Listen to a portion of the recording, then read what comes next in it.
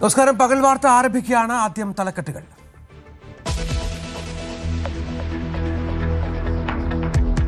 കേരയിൽ വിജ്ഞാപനം റദ്ദാക്കി സംസ്ഥാന സർക്കാർ. മഞ്ഞക്കുറ്റികൾ നീക്കാൻ റവന്യൂ വകുപ്പിന് നിർദ്ദേശം. തിരുവനന്തപുരം കാസർഗോഡ് സിൽവർ ലൈൻ പദ്ധതി പുറപ്പെടുവിച്ചിട്ടുള്ള എല്ലാ വിജ്ഞാപനങ്ങളും റദ്ദ് ചെയ്യാൻ തീരുമാനിച്ചു. ഡീനോട്ടിഫിക്കേഷൻ മഞ്ഞക്കുറ്റികൾ അത് നീക്കം ചെയ്യുന്നതിന് റവന്യൂ വകുപ്പിന് നിർദ്ദേശം നൽകിയിട്ടുണ്ട്.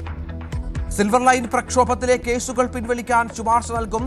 ആഹ്ലാദത്തിൽ സമരസമിതി. തീർച്ചയായിട്ടും ഇന്നലെ 1 മണിക്കാണ് ഞങ്ങൾ സമരസമിതി സാറിനെ നേരിട്ട് കാണുന്നത്. മുഖ്യമന്ത്രിയെ 24 മണിക്കൂർ തികയുന്നതിന് മുമ്പ് തന്നെ അദ്ദേഹം അത് പിൻവലിച്ച് തീരുമാനമാക്കി.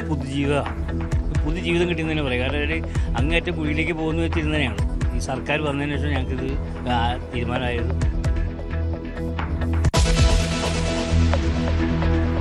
PSC റാങ്ക് ലിസ്റ്റ് കാലാവധി നീട്ടാൻ മന്ത്രിസഭാ യോഗ തീരുമാനം. ഓഗസ്റ്റ് 31-ന് കാലാവധി അവസാനിക്കുന്ന ലിസ്റ്റ് 3 മാസം കൂടി നീട്ടി. കിഫ്ബി തുടരണമോ എന്ന് പരിശോധിക്കുമെന്ന് മുഖ്യമന്ത്രി. വിഷൻ 2031 എന്ന പേരിൽ സംസ്ഥാനത്ത് 100 ദിന കർമ്മ പദ്ധതി ആരംഭിച്ചു. അടിയന്തരമായി ചെയ്യേണ്ട കാര്യങ്ങളുടെ പട്ടിക തയ്യാറാക്കുന്നു.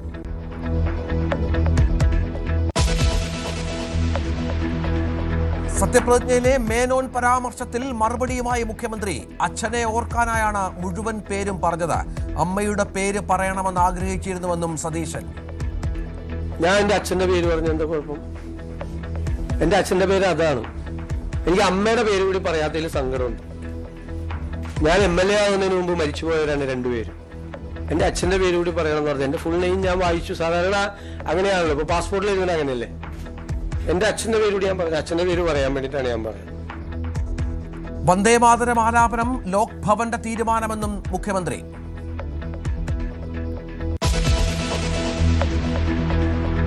UDF മന്ത്രിസഭയിലെ മന്ത്രിമാരുടെ വകുപ്പ് വിഭജനം പൂർത്തിയായി.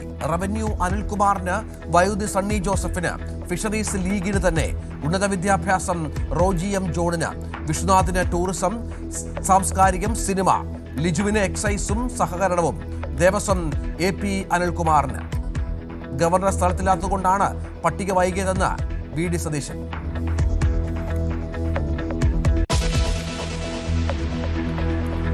LDF സർക്കാർ അധികാരമൊഴിയും മുമ്പ് പെരിയ ഇരട്ടക്കൊലക്കേസിലെ പ്രതികൾക്ക് പരോൾ. തിടുക്കത്തിൽ പരോൾ അനുവദിച്ചത് 5 പ്രതികൾക്ക്, അനുവദിച്ചത് 20 ദിവസത്തേക്ക്.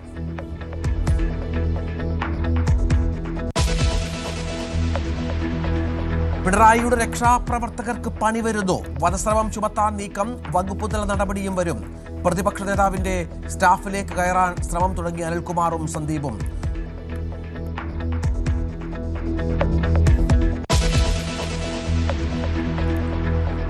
മന്ത്രിയാകുമെന്ന് പറഞ്ഞ് അപമാനിച്ചത് മാധ്യമങ്ങളെന്ന് ചാണ്ടി ഉമ്മൻ.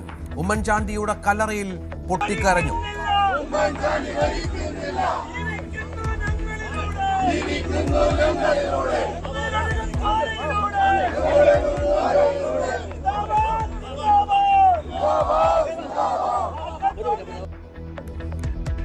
പാർട്ടി വിരുദ്ധനാക്കരുതെന്നും ചാണ്ടിയുമ്മൻ.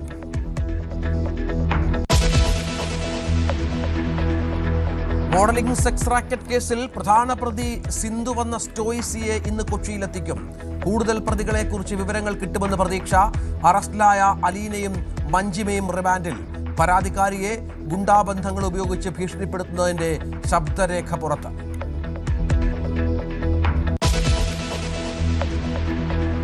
പേരാമ്പ്രയിൽ കാറിന് തീപിടിച്ച് ഗർഭിണി മരിച്ചതിൽ നിർണായക വഴിത്തിരിവ്. പമ്പിൽ നിന്ന് പെട്രോൾ വാങ്ങിയത് മരിച്ച സോന തന്നെയെന്ന് സ്ഥിരീകരണം. ഭർത്താവിന് സംഭവത്തിൽ ബന്ധമില്ലെന്നും പോലീസ്.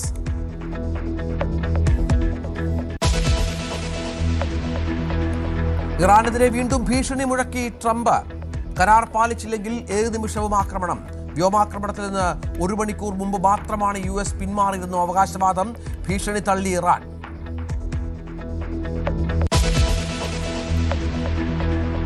IPL-ൽ കത്തിക്കയറി വൈഭവ് സൂര്യവംശി. ഇതുവരെ അടിച്ചുകൂട്ടിയത് 13 മത്സരങ്ങളിൽ നിന്ന് 579 റൺസ്. സിക്സറുകളുടെ എണ്ണം 53. ഇനി വൈഭവിന് മുന്നിൽ 59 സിക്സറുകൾ നേടിയ ക്രിസ് ഗെയിൽ മാത്രം.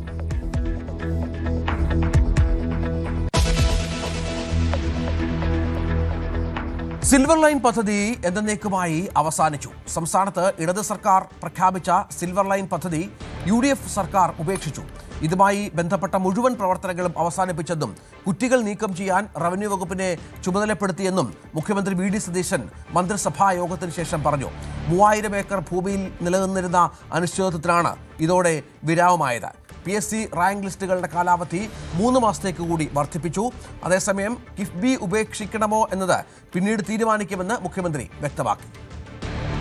ഇന്നത്തെ മന്ത്രിസഭാ യോഗത്തിൽ ഒരു പ്രധാനപ്പെട്ട തീരുമാനം തിരുവനന്തപുരം കാസർഗോഡ് സിൽവർ ലൈൻ പദ്ധതി റദ്ദ് ചെയ്ത് ഉത്തരവ് പുറപ്പെടുവിക്കാനുള്ള തീരുമാനമുണ്ട്. പ്രസ്തുത പദ്ധതിക്കായി ഭൂമി ഏറ്റെടുക്കുന്നതുമായി ബന്ധപ്പെട്ട് പുറപ്പെടുവിച്ചിട്ടുള്ള എല്ലാ വിജ്ഞാപനങ്ങളും റദ്ദ് ചെയ്യാൻ തീരുമാനിച്ചു. ഡീനോട്ടിഫിക്കേഷൻ. കേരള കോർപ്പറേഷന്റെ സിൽവർ ലൈൻ പദ്ധതിയുമായി ബന്ധപ്പെട്ട വളരെ സുപ്രധാനമായ ഒരു പ്രഖ്യാപനമാണ് മന്ത്രിസഭാ യോഗത്തിന് ശേഷം നടത്തിയ വാർത്താ സമ്മേളനത്തിൽ വി.ഡി. സതീശൻ നടത്തിയത്.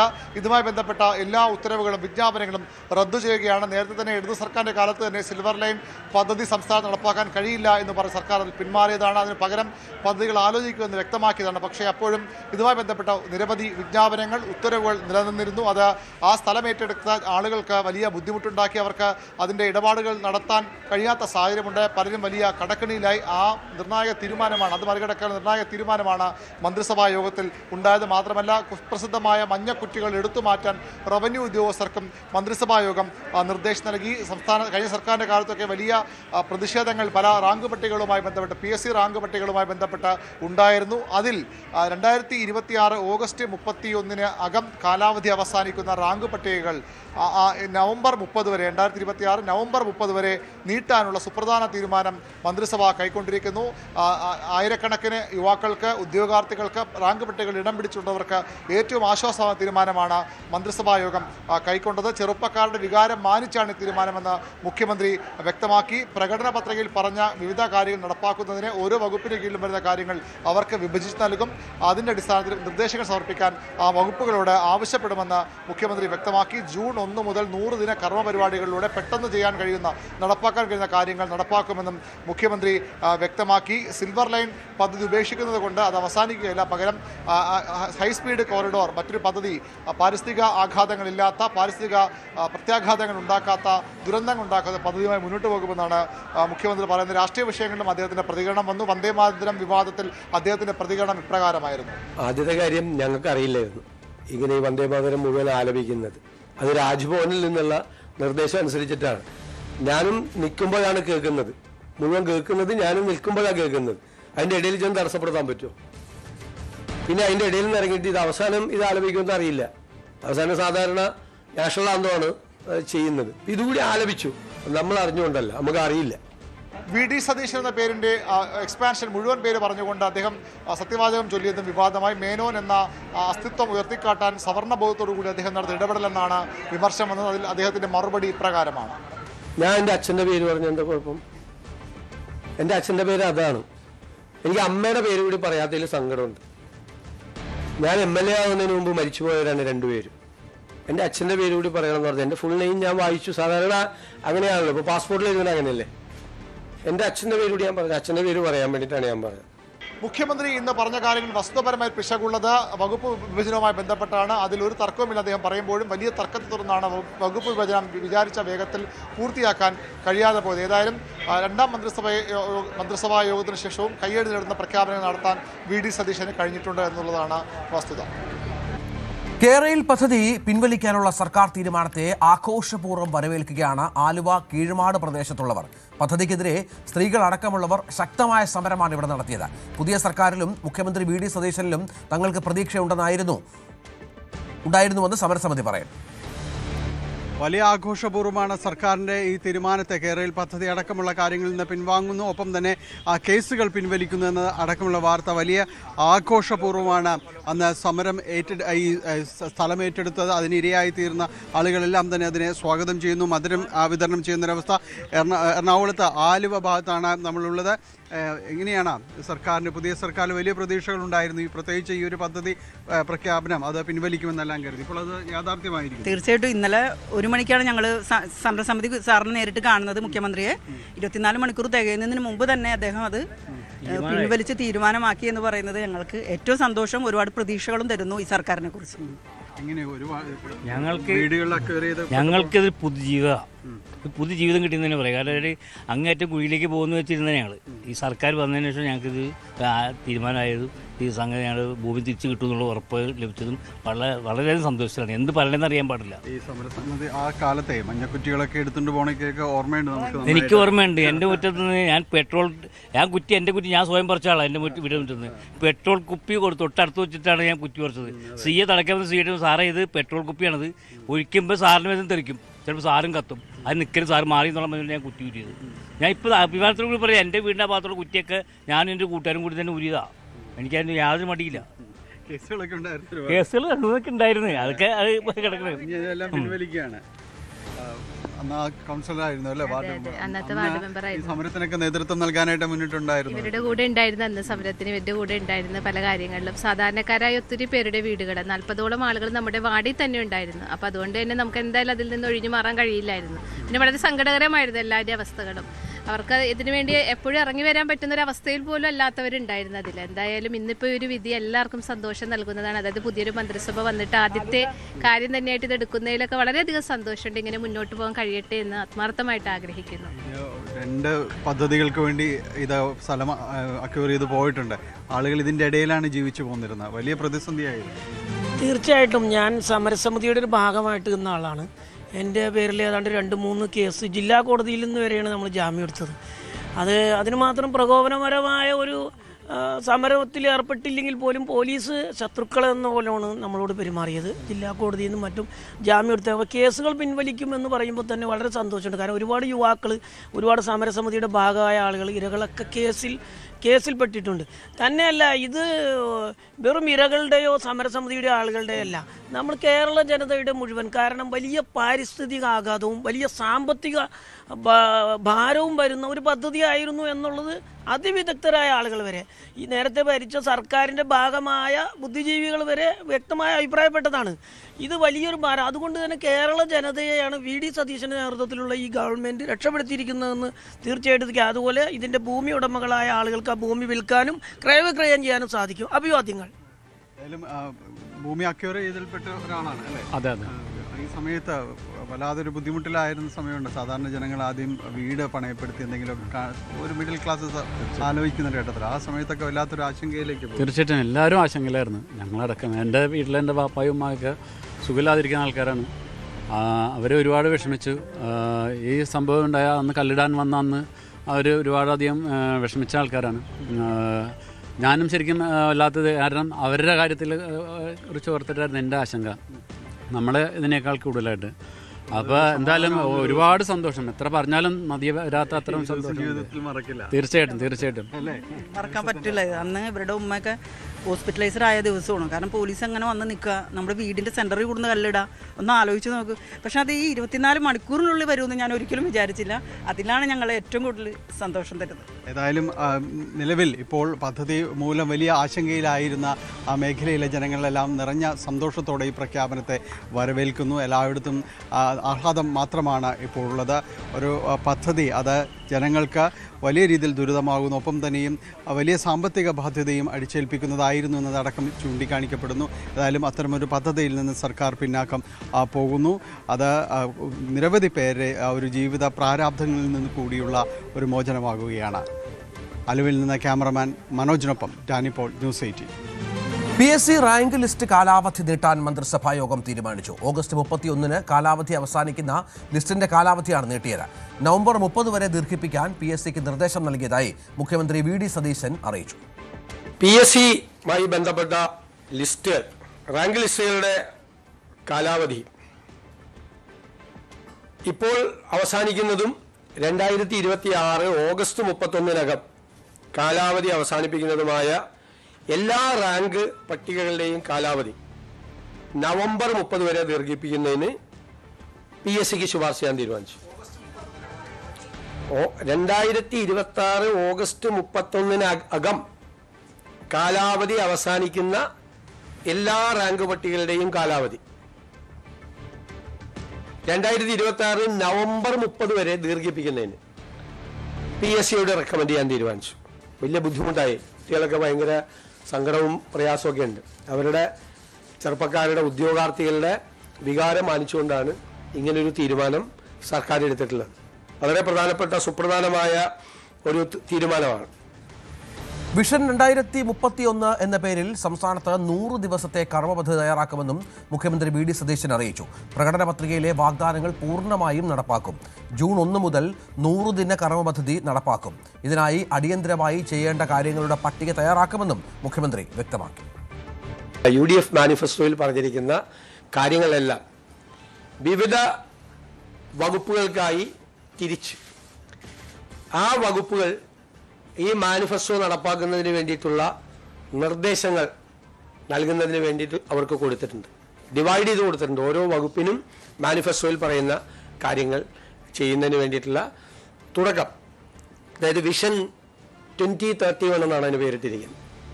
2031 ഈ സർക്കാരിൻ്റെ കാലാവധി അവസാനിക്കുന്നതിന് മുമ്പ് തന്നെ മാനിഫെസ്റ്റോയിൽ ജനങ്ങളോട് നൽകിയിരിക്കുന്ന വാഗ്ദാനങ്ങൾ മുഴുവൻ പാലിക്കുന്നതിന് വേണ്ടിയിട്ടുള്ള നടപടികൾ ഇപ്പോൾ ആരംഭിക്കാൻ പറഞ്ഞിട്ടുണ്ട്. മാത്രമല്ല ജൂൺ 1 തീയതി മുതൽ 100 ദിവസക്കാലം ഏറ്റവും അത്യാവശ്യമായി ചെയ്തു തീർക്കേണ്ട കാര്യങ്ങൾ ചെയ്യാനുള്ളൊരു കർമ്മ പരിപാടി കൂടി വരും. 100 ദിവസത്തേക്ക്, ജൂൺ 1 തീയതി മുതലുള്ള 100 ദിവസത്തേക്ക്. അതിനെ ഏറ്റവും പെട്ടെന്ന് ചെയ്തു തീർക്കാൻ പറ്റുന്ന പ്രപ്പോസൽസ് വിവിധ വകുപ്പുകളിൽ നിന്ന് വളരെ കിട്ടും. അത് തയ്യാറാക്കി എല്ലാ കാര്യങ്ങളും നമുക്ക് തീർക്കാൻ പറ്റാവുന്ന മുഴുവൻ കാര്യങ്ങൾ, ചിലപ്പോൾ ചെറിയ ഇൻ്റർവെൻഷൻ കൊണ്ട് തീർക്കാം, ചിലപ്പോൾ ചില വിഷയങ്ങൾ പരിഹരിച്ചുകൊണ്ട് തീർക്കാൻ പറ്റും. ഒരുപാട് നാളുകളായി കിടക്കുന്ന പെട്ടെന്ന് തീർക്കാൻ പറ്റുന്ന വിഷയങ്ങളെല്ലാം 100 ദിവസത്തെ കർമ്മ പരിപാടി കൊണ്ട് പെട്ടെന്ന് തീർക്കാൻ വേണ്ടിയിട്ടുള്ള ഒരു പദ്ധതി കൂടി ഇതിൻ്റെ കൂടെ ഉണ്ട്. മതേതര നിലപാടിൽ മാറ്റമില്ലെന്ന് വി ഡി സതീശൻ. തിണ്ണനിറങ്ങാൻ പോകില്ലെന്ന് പറഞ്ഞിട്ടില്ല. ബിഷപ്പ് ഹൗസിൽ പോയതിൽ എന്താണ് തെറ്റ്? ശിവഗിരിയിൽ താൻ പോയി, മഠാധിപതികൾ ഹൗസിൽ വന്നിരുന്നു. ആര് വർഗീയത പറഞ്ഞാലും ശക്തമായി എതിർക്കുമെന്നും വി ഡി സതീശൻ പറഞ്ഞു. ഞാൻ പ്രതിപക്ഷ നേതാവായപ്പോൾ തിണ്ണനിറങ്ങാൻ പോകില്ല എന്നൊന്നും ഞാൻ പറഞ്ഞിട്ടില്ല. ഇന്ന് എവിടെന്നെങ്കിലും ഒരു തിന്ന് കോട്ട് ചെയ്ത് കാണിച്ചു. ഞാൻ പണ്ട് ഉപദേശിച്ചിട്ടുണ്ട് നേതാക്കളോട് തിണ്ണനിറങ്ങാൻ പോയിരുന്നു. എന്ത് ബിഷപ്പ് ഹൗസിൽ പോയി എന്താ കുഴപ്പം? ഞാൻ എപ്പോഴും പോകാറുണ്ടല്ലോ, എല്ലാ സ്ഥലങ്ങളിലും പോകാറുണ്ടല്ലോ. ഞാൻ ശിവഗിരിയിൽ പോകുന്നുണ്ടല്ലോ. മഠാധിപതികളെല്ലാം എന്നെ കന്റോൺമെന്റ് ഹൗസിൽ വന്ന് സന്ദർശിച്ചിരുന്നു. ശിവഗിരി എന്നെ അനുഗ്രഹിക്കാൻ വേണ്ടിയിട്ട് അവർ വന്നിരുന്നു. എത്രയോ ആളുകളാണ് വരുന്നത്. ഇപ്പം ഞാൻ എന്താവശ്യത്തിലാണ് അവിടെ പോയത്? ഞാനിവിടുത്തെ ക്ലീമീസ് ബാവയെ കണ്ടിരുന്നു. കർദിനാളാണ് അദ്ദേഹം. ഞാൻ നെറ്റോ പിതാവുമായിട്ട് ഭയങ്കരമായ ഹൃദയബന്ധമുള്ള ഒരാളാണ്. എനിക്കിഷ്ടമുള്ളവരൊക്കെ ഞാൻ പോയി കാണുന്നതിന് നിങ്ങൾക്ക് എന്താ പ്രശ്നം? അതിന് അവിടെ പോയിട്ട് എനിക്ക് എന്തെങ്കിലും ആവശ്യം നേടിയെടുക്കാൻ പറ്റാ? ഇലക്ഷൻ കഴിഞ്ഞ് ഞങ്ങൾ ജയിച്ചു, പിന്നെ ഇപ്പൊ അവിടെ പോയി തിണ്ണിറങ്ങുന്നതിന്? സാധാരണ ഇലക്ഷൻ ജയിക്കാനും വേറെ കാര്യത്തിനല്ലേ തിണ്ണിറങ്ങണം എന്ന് പറഞ്ഞാൽ, ജയിച്ചിട്ടാണ് പോയി കാണുന്നത് അവരോടൊക്കെ. അത് എല്ലാ സ്ഥലങ്ങളിലും പോകും, എല്ലാവരെയും കാണാൻ പോകും. ഞാൻ ആരെയും പേരൊന്നും പറഞ്ഞില്ല, എല്ലാവരെയും ചേർത്ത് പിടിക്കുന്നേ. പക്ഷെ നിലപാടിൽ മാറ്റമില്ല, നിലപാടിൽ ഒരു മാറ്റമില്ല. അതിശക്തമായ സെക്കുലർ നിലപാടാണ്. ഓരോ നിലപാടിലും മാറ്റമില്ല. ആര് വർഗീയത പറഞ്ഞാലും അതിനെ എതിർക്കുകയും ചെയ്യും. ആര് വർഗീയത പറഞ്ഞാലും അതിനെ എതിർക്കും, ഉറപ്പായിട്ട് എതിർക്കും. അത് UDFന്റെ സ്റ്റാൻഡാണ്. UDFന്റെ അട്ടമന്റ് ആയിട്ടുള്ള സെക്കുലർ സ്റ്റാൻഡാണ്. കിഫ്ബി തുടരണമോ എന്ന് പരിശോധിക്കുമെന്ന് മുഖ്യമന്ത്രി പറഞ്ഞു. മന്ത്രിസഭാ യോഗത്തിന് ശേഷമാണ് പ്രതികരണം. എല്ലാ കാര്യങ്ങളും പരിശോധിച്ചുകൊണ്ടിരിക്കുക. എല്ലാ കാര്യങ്ങളും അവരുടെ കിഫ്ബിയുമായി ബന്ധപ്പെട്ട എല്ലാ കാര്യങ്ങളും പരിശോധിച്ചുകൊണ്ടിരിക്കുക. പരിശോധിച്ചുകൊണ്ടിരിക്കുകയാണ്. ഫിനാൻസുമായിട്ട് കൂടി ബന്ധപ്പെട്ടല്ലേ. തിരുവനന്തപുരം മെഡിക്കൽ കോളേജിൽ ചികിത്സാ പിഴവ് മൂലം മരിച്ച വേണുവിന്റെ കുടുംബത്തിന് സർക്കാർ സഹായം. കുടുംബത്തിന് 5 ലക്ഷം രൂപ നൽകുമെന്ന് മുഖ്യമന്ത്രി അറിയിച്ചു. മന്ത്രിസഭാ യോഗത്തിൻ്റെതാണ് തീരുമാനം. മരണപ്പെട്ട കൊല്ലത്തെ വേണുവിന്റെ കുടുംബത്തിന് 5 ലക്ഷം രൂപ ധനസഹായം കൊടുക്കാൻ തീരുമാനിച്ചത്. അത് മെഡിക്കൽ നെഗ്ലിജൻസ് ആണെന്നുള്ള റിപ്പോർട്ടും വന്നിട്ടുണ്ട്. അതിന്റെ അടിസ്ഥാനത്തിൽ ആ കുടുംബത്തിന് ഒരു 5 ലക്ഷം രൂപ ധനസഹായമായി ഒരു പ്രത്യേക കേസായിട്ട് പരിഗണിച്ചിട്ടാണ് മെഡിക്കൽ നെഗ്ലിജൻസാണ് അത് കൊടുക്കാൻ വേണ്ടി തീരുമാനിച്ചു. മന്ത്രിമാരുടെ വകുപ്പുകളിൽ തീരുമാനമായി. പട്ടിക ഗവർണർ കൈമാറി. ഉന്നത വിദ്യാഭ്യാസം കോൺഗ്രസിന് തന്നെയാണ്. റോജി എം ജോൺ ഉന്നത വിദ്യാഭ്യാസ മന്ത്രിയാകും. ഫിഷറീസ് വകുപ്പ് ലീഗിന് നൽകാനാണ് ധാരണ. രമേശ് ചെന്നിത്തലയ്ക്ക് ആഭ്യന്തരത്തിനൊപ്പം വിജിലൻസും, കെ മുരളീധരന് ആരോഗ്യവും തുടങ്ങിയ നേരത്തെ ധാരണയായ വകുപ്പുകളിൽ മാറ്റമില്ല. വകുപ്പുകളിൽ തർക്കമില്ലായിരുന്നുവെന്നും മിനിഞ്ഞാന്ന് രാത്രി ചർച്ച തീർന്നുവെന്നും പട്ടിക നൽകാത്തത് ഗവർണർ സ്ഥലത്തില്ലാത്തതുകൊണ്ടാണെന്നും മുഖ്യമന്ത്രി പറഞ്ഞു. ഞാൻ ചോദിക്കട്ടെ, സത്യപ്രതിജ്ഞാ ചടങ്ങ് കഴിഞ്ഞു അന്ന് രാത്രി ചർച്ചകൾ നടത്തിയത് പൂർത്തിയായി. ലിസ്റ്റ് ഇന്നലെയാണ് അറിയുന്നത് ഗവർണർ സ്ഥലത്തില്ലാന്ന്. ഗവർണർ രാവിലെ തൃശ്ശൂരിലേക്ക് പോയി, അദ്ദേഹം രാത്രിയാണ് വന്നത്. ഇന്ന് രാവിലെ ഗവർണർക്ക് സമർപ്പിച്ചു. എവിടെയാ വൈകിയത്? നേരിട്ട് കൊടുത്തു, ഗവർണർക്ക് കൊടുത്താലേ ഗവർണർ അവിടെ നിന്ന് അപ്രൂവൽ വേണ്ടേ?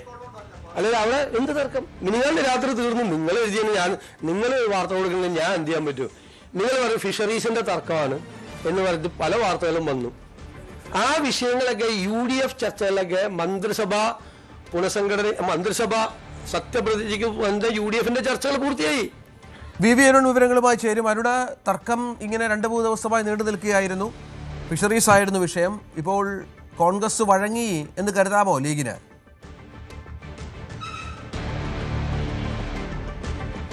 അങ്ങനെ തന്നെ കരുതണം. ഫിഷറീസ് വകുപ്പ് ലീഗിന് തന്നെ നൽകാൻ അബ്ദുൽ ഗഫൂർ ഫിഷറീസ് വകുപ്പ് മന്ത്രിയാകും.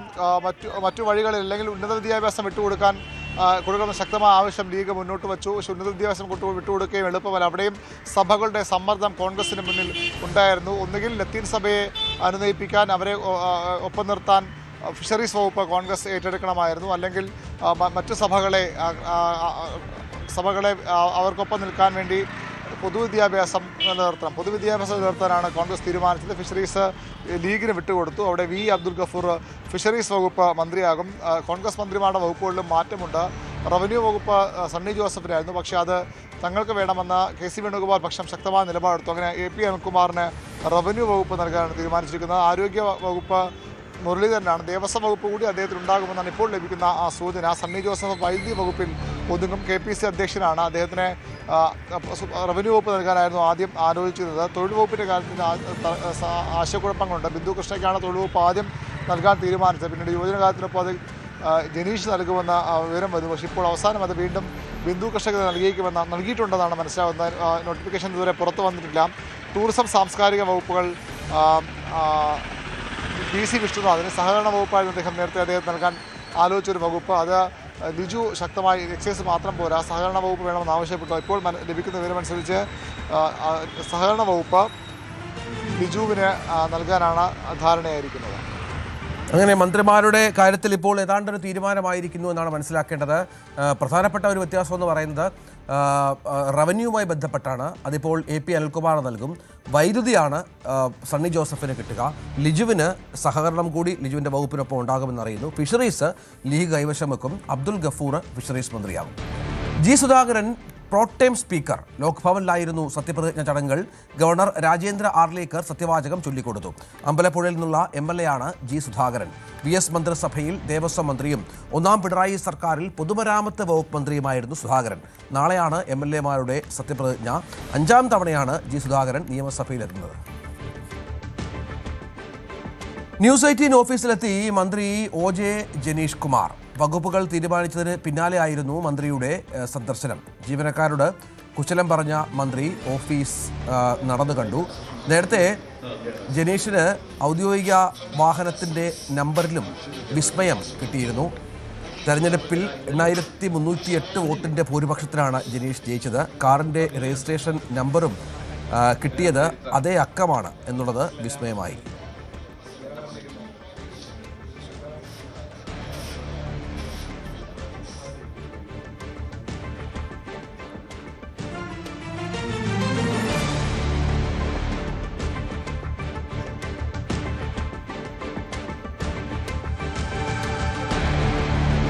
കേസുകൾ വാദിക്കാൻ പുറമേ നിന്നും അഭിഭാഷകരെ കൊണ്ടുവരില്ലെന്ന് prosecution director general T. Asaf Ali. കേസുകൾ സർക്കാർ അഭിഭാഷകർ തന്നെ വാദിക്കും. അതിന് ശേഷിയുള്ള പ്രഗത്ഭരായ പ്രോസിക്യൂട്ടർമാരുണ്ടെന്നും അസഫ് അലി പറഞ്ഞു.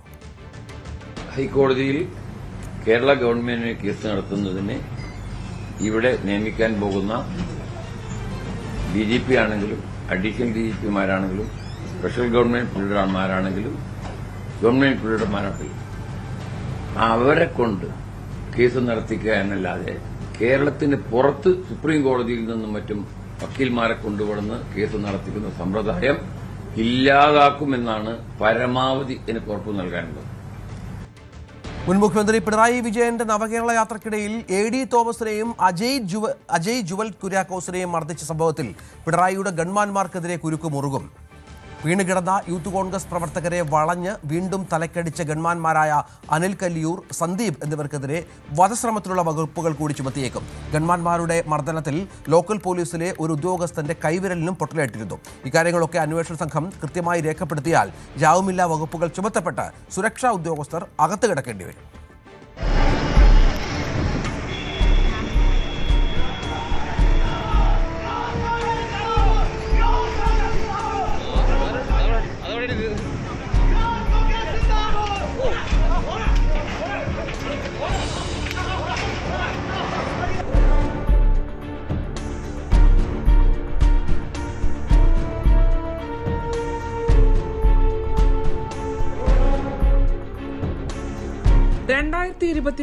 ഡിസംബർ 15 ജനാധിപത്യത്തിന് നിരക്കാത്ത ക്രൂരമായ മർദ്ദനം അരങ്ങേറിയത്. മുഖ്യമന്ത്രി ഉൾപ്പെട്ട Navakerala bus Alappuzha general hospital junction കടന്നുപോയപ്പോൾ റോഡരികിൽ നിന്ന് മുദ്രാവാക്യം വിളിച്ച KSU ജില്ലാ പ്രസിഡന്റ് AD തോമസിനെയും അജയ് ജുവൽ കുര്യാക്കോസിനെയും ലോക്കൽ പോലീസ് തടഞ്ഞു. പോലീസിന് വഴങ്ങിയ പ്രവർത്തകർ നടന്നു നീങ്ങുന്നതിനിടയിൽ അപ്രതീക്ഷിതമായി മുഖ്യമന്ത്രിയുടെ ഗൺമാന്മാർ സഞ്ചരിച്ച വാഹനം നിർത്തുന്നു. അനിൽ കല്ലിയൂരിന്റെ നേതൃത്വത്തിൽ ലാത്തിയുമായി എത്തിയ അവരുടെ ആദ്യ അടി വീഴുന്നത് അരൂർ എസ്ഐയുടെ ശരീരത്തിലായിരുന്നു. ലോക്കൽ പോലീസിന്റെ കസ്റ്റഡിയിലായിരുന്ന പ്രവർത്തകരെ ലാത്തി ഉപയോഗിച്ച് ക്രൂരമായി ഗൺമാന്മാർ അടിച്ചു. അടിയിൽ തോമസിന്റെ തല പൊട്ടി ചോരയൊഴുകി. എന്നിട്ടും മർദ്ദനം തുടർന്നു.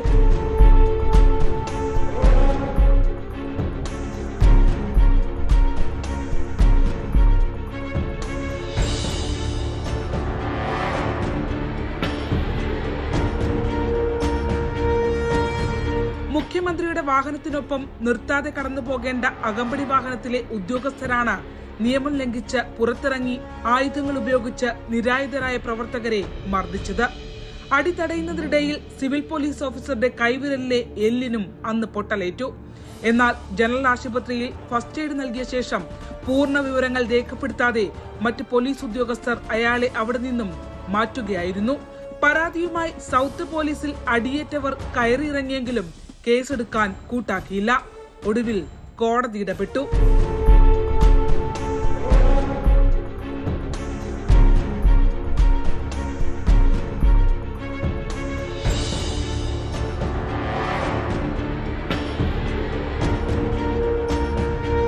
പലതവണ മൊഴി രേഖപ്പെടുത്താൻ ഹാജരാകണമെന്നാവശ്യപ്പെട്ടിട്ടും അനിൽ കല്ലിയൂരോ സന്ദീപോ ഹാജരായില്ല.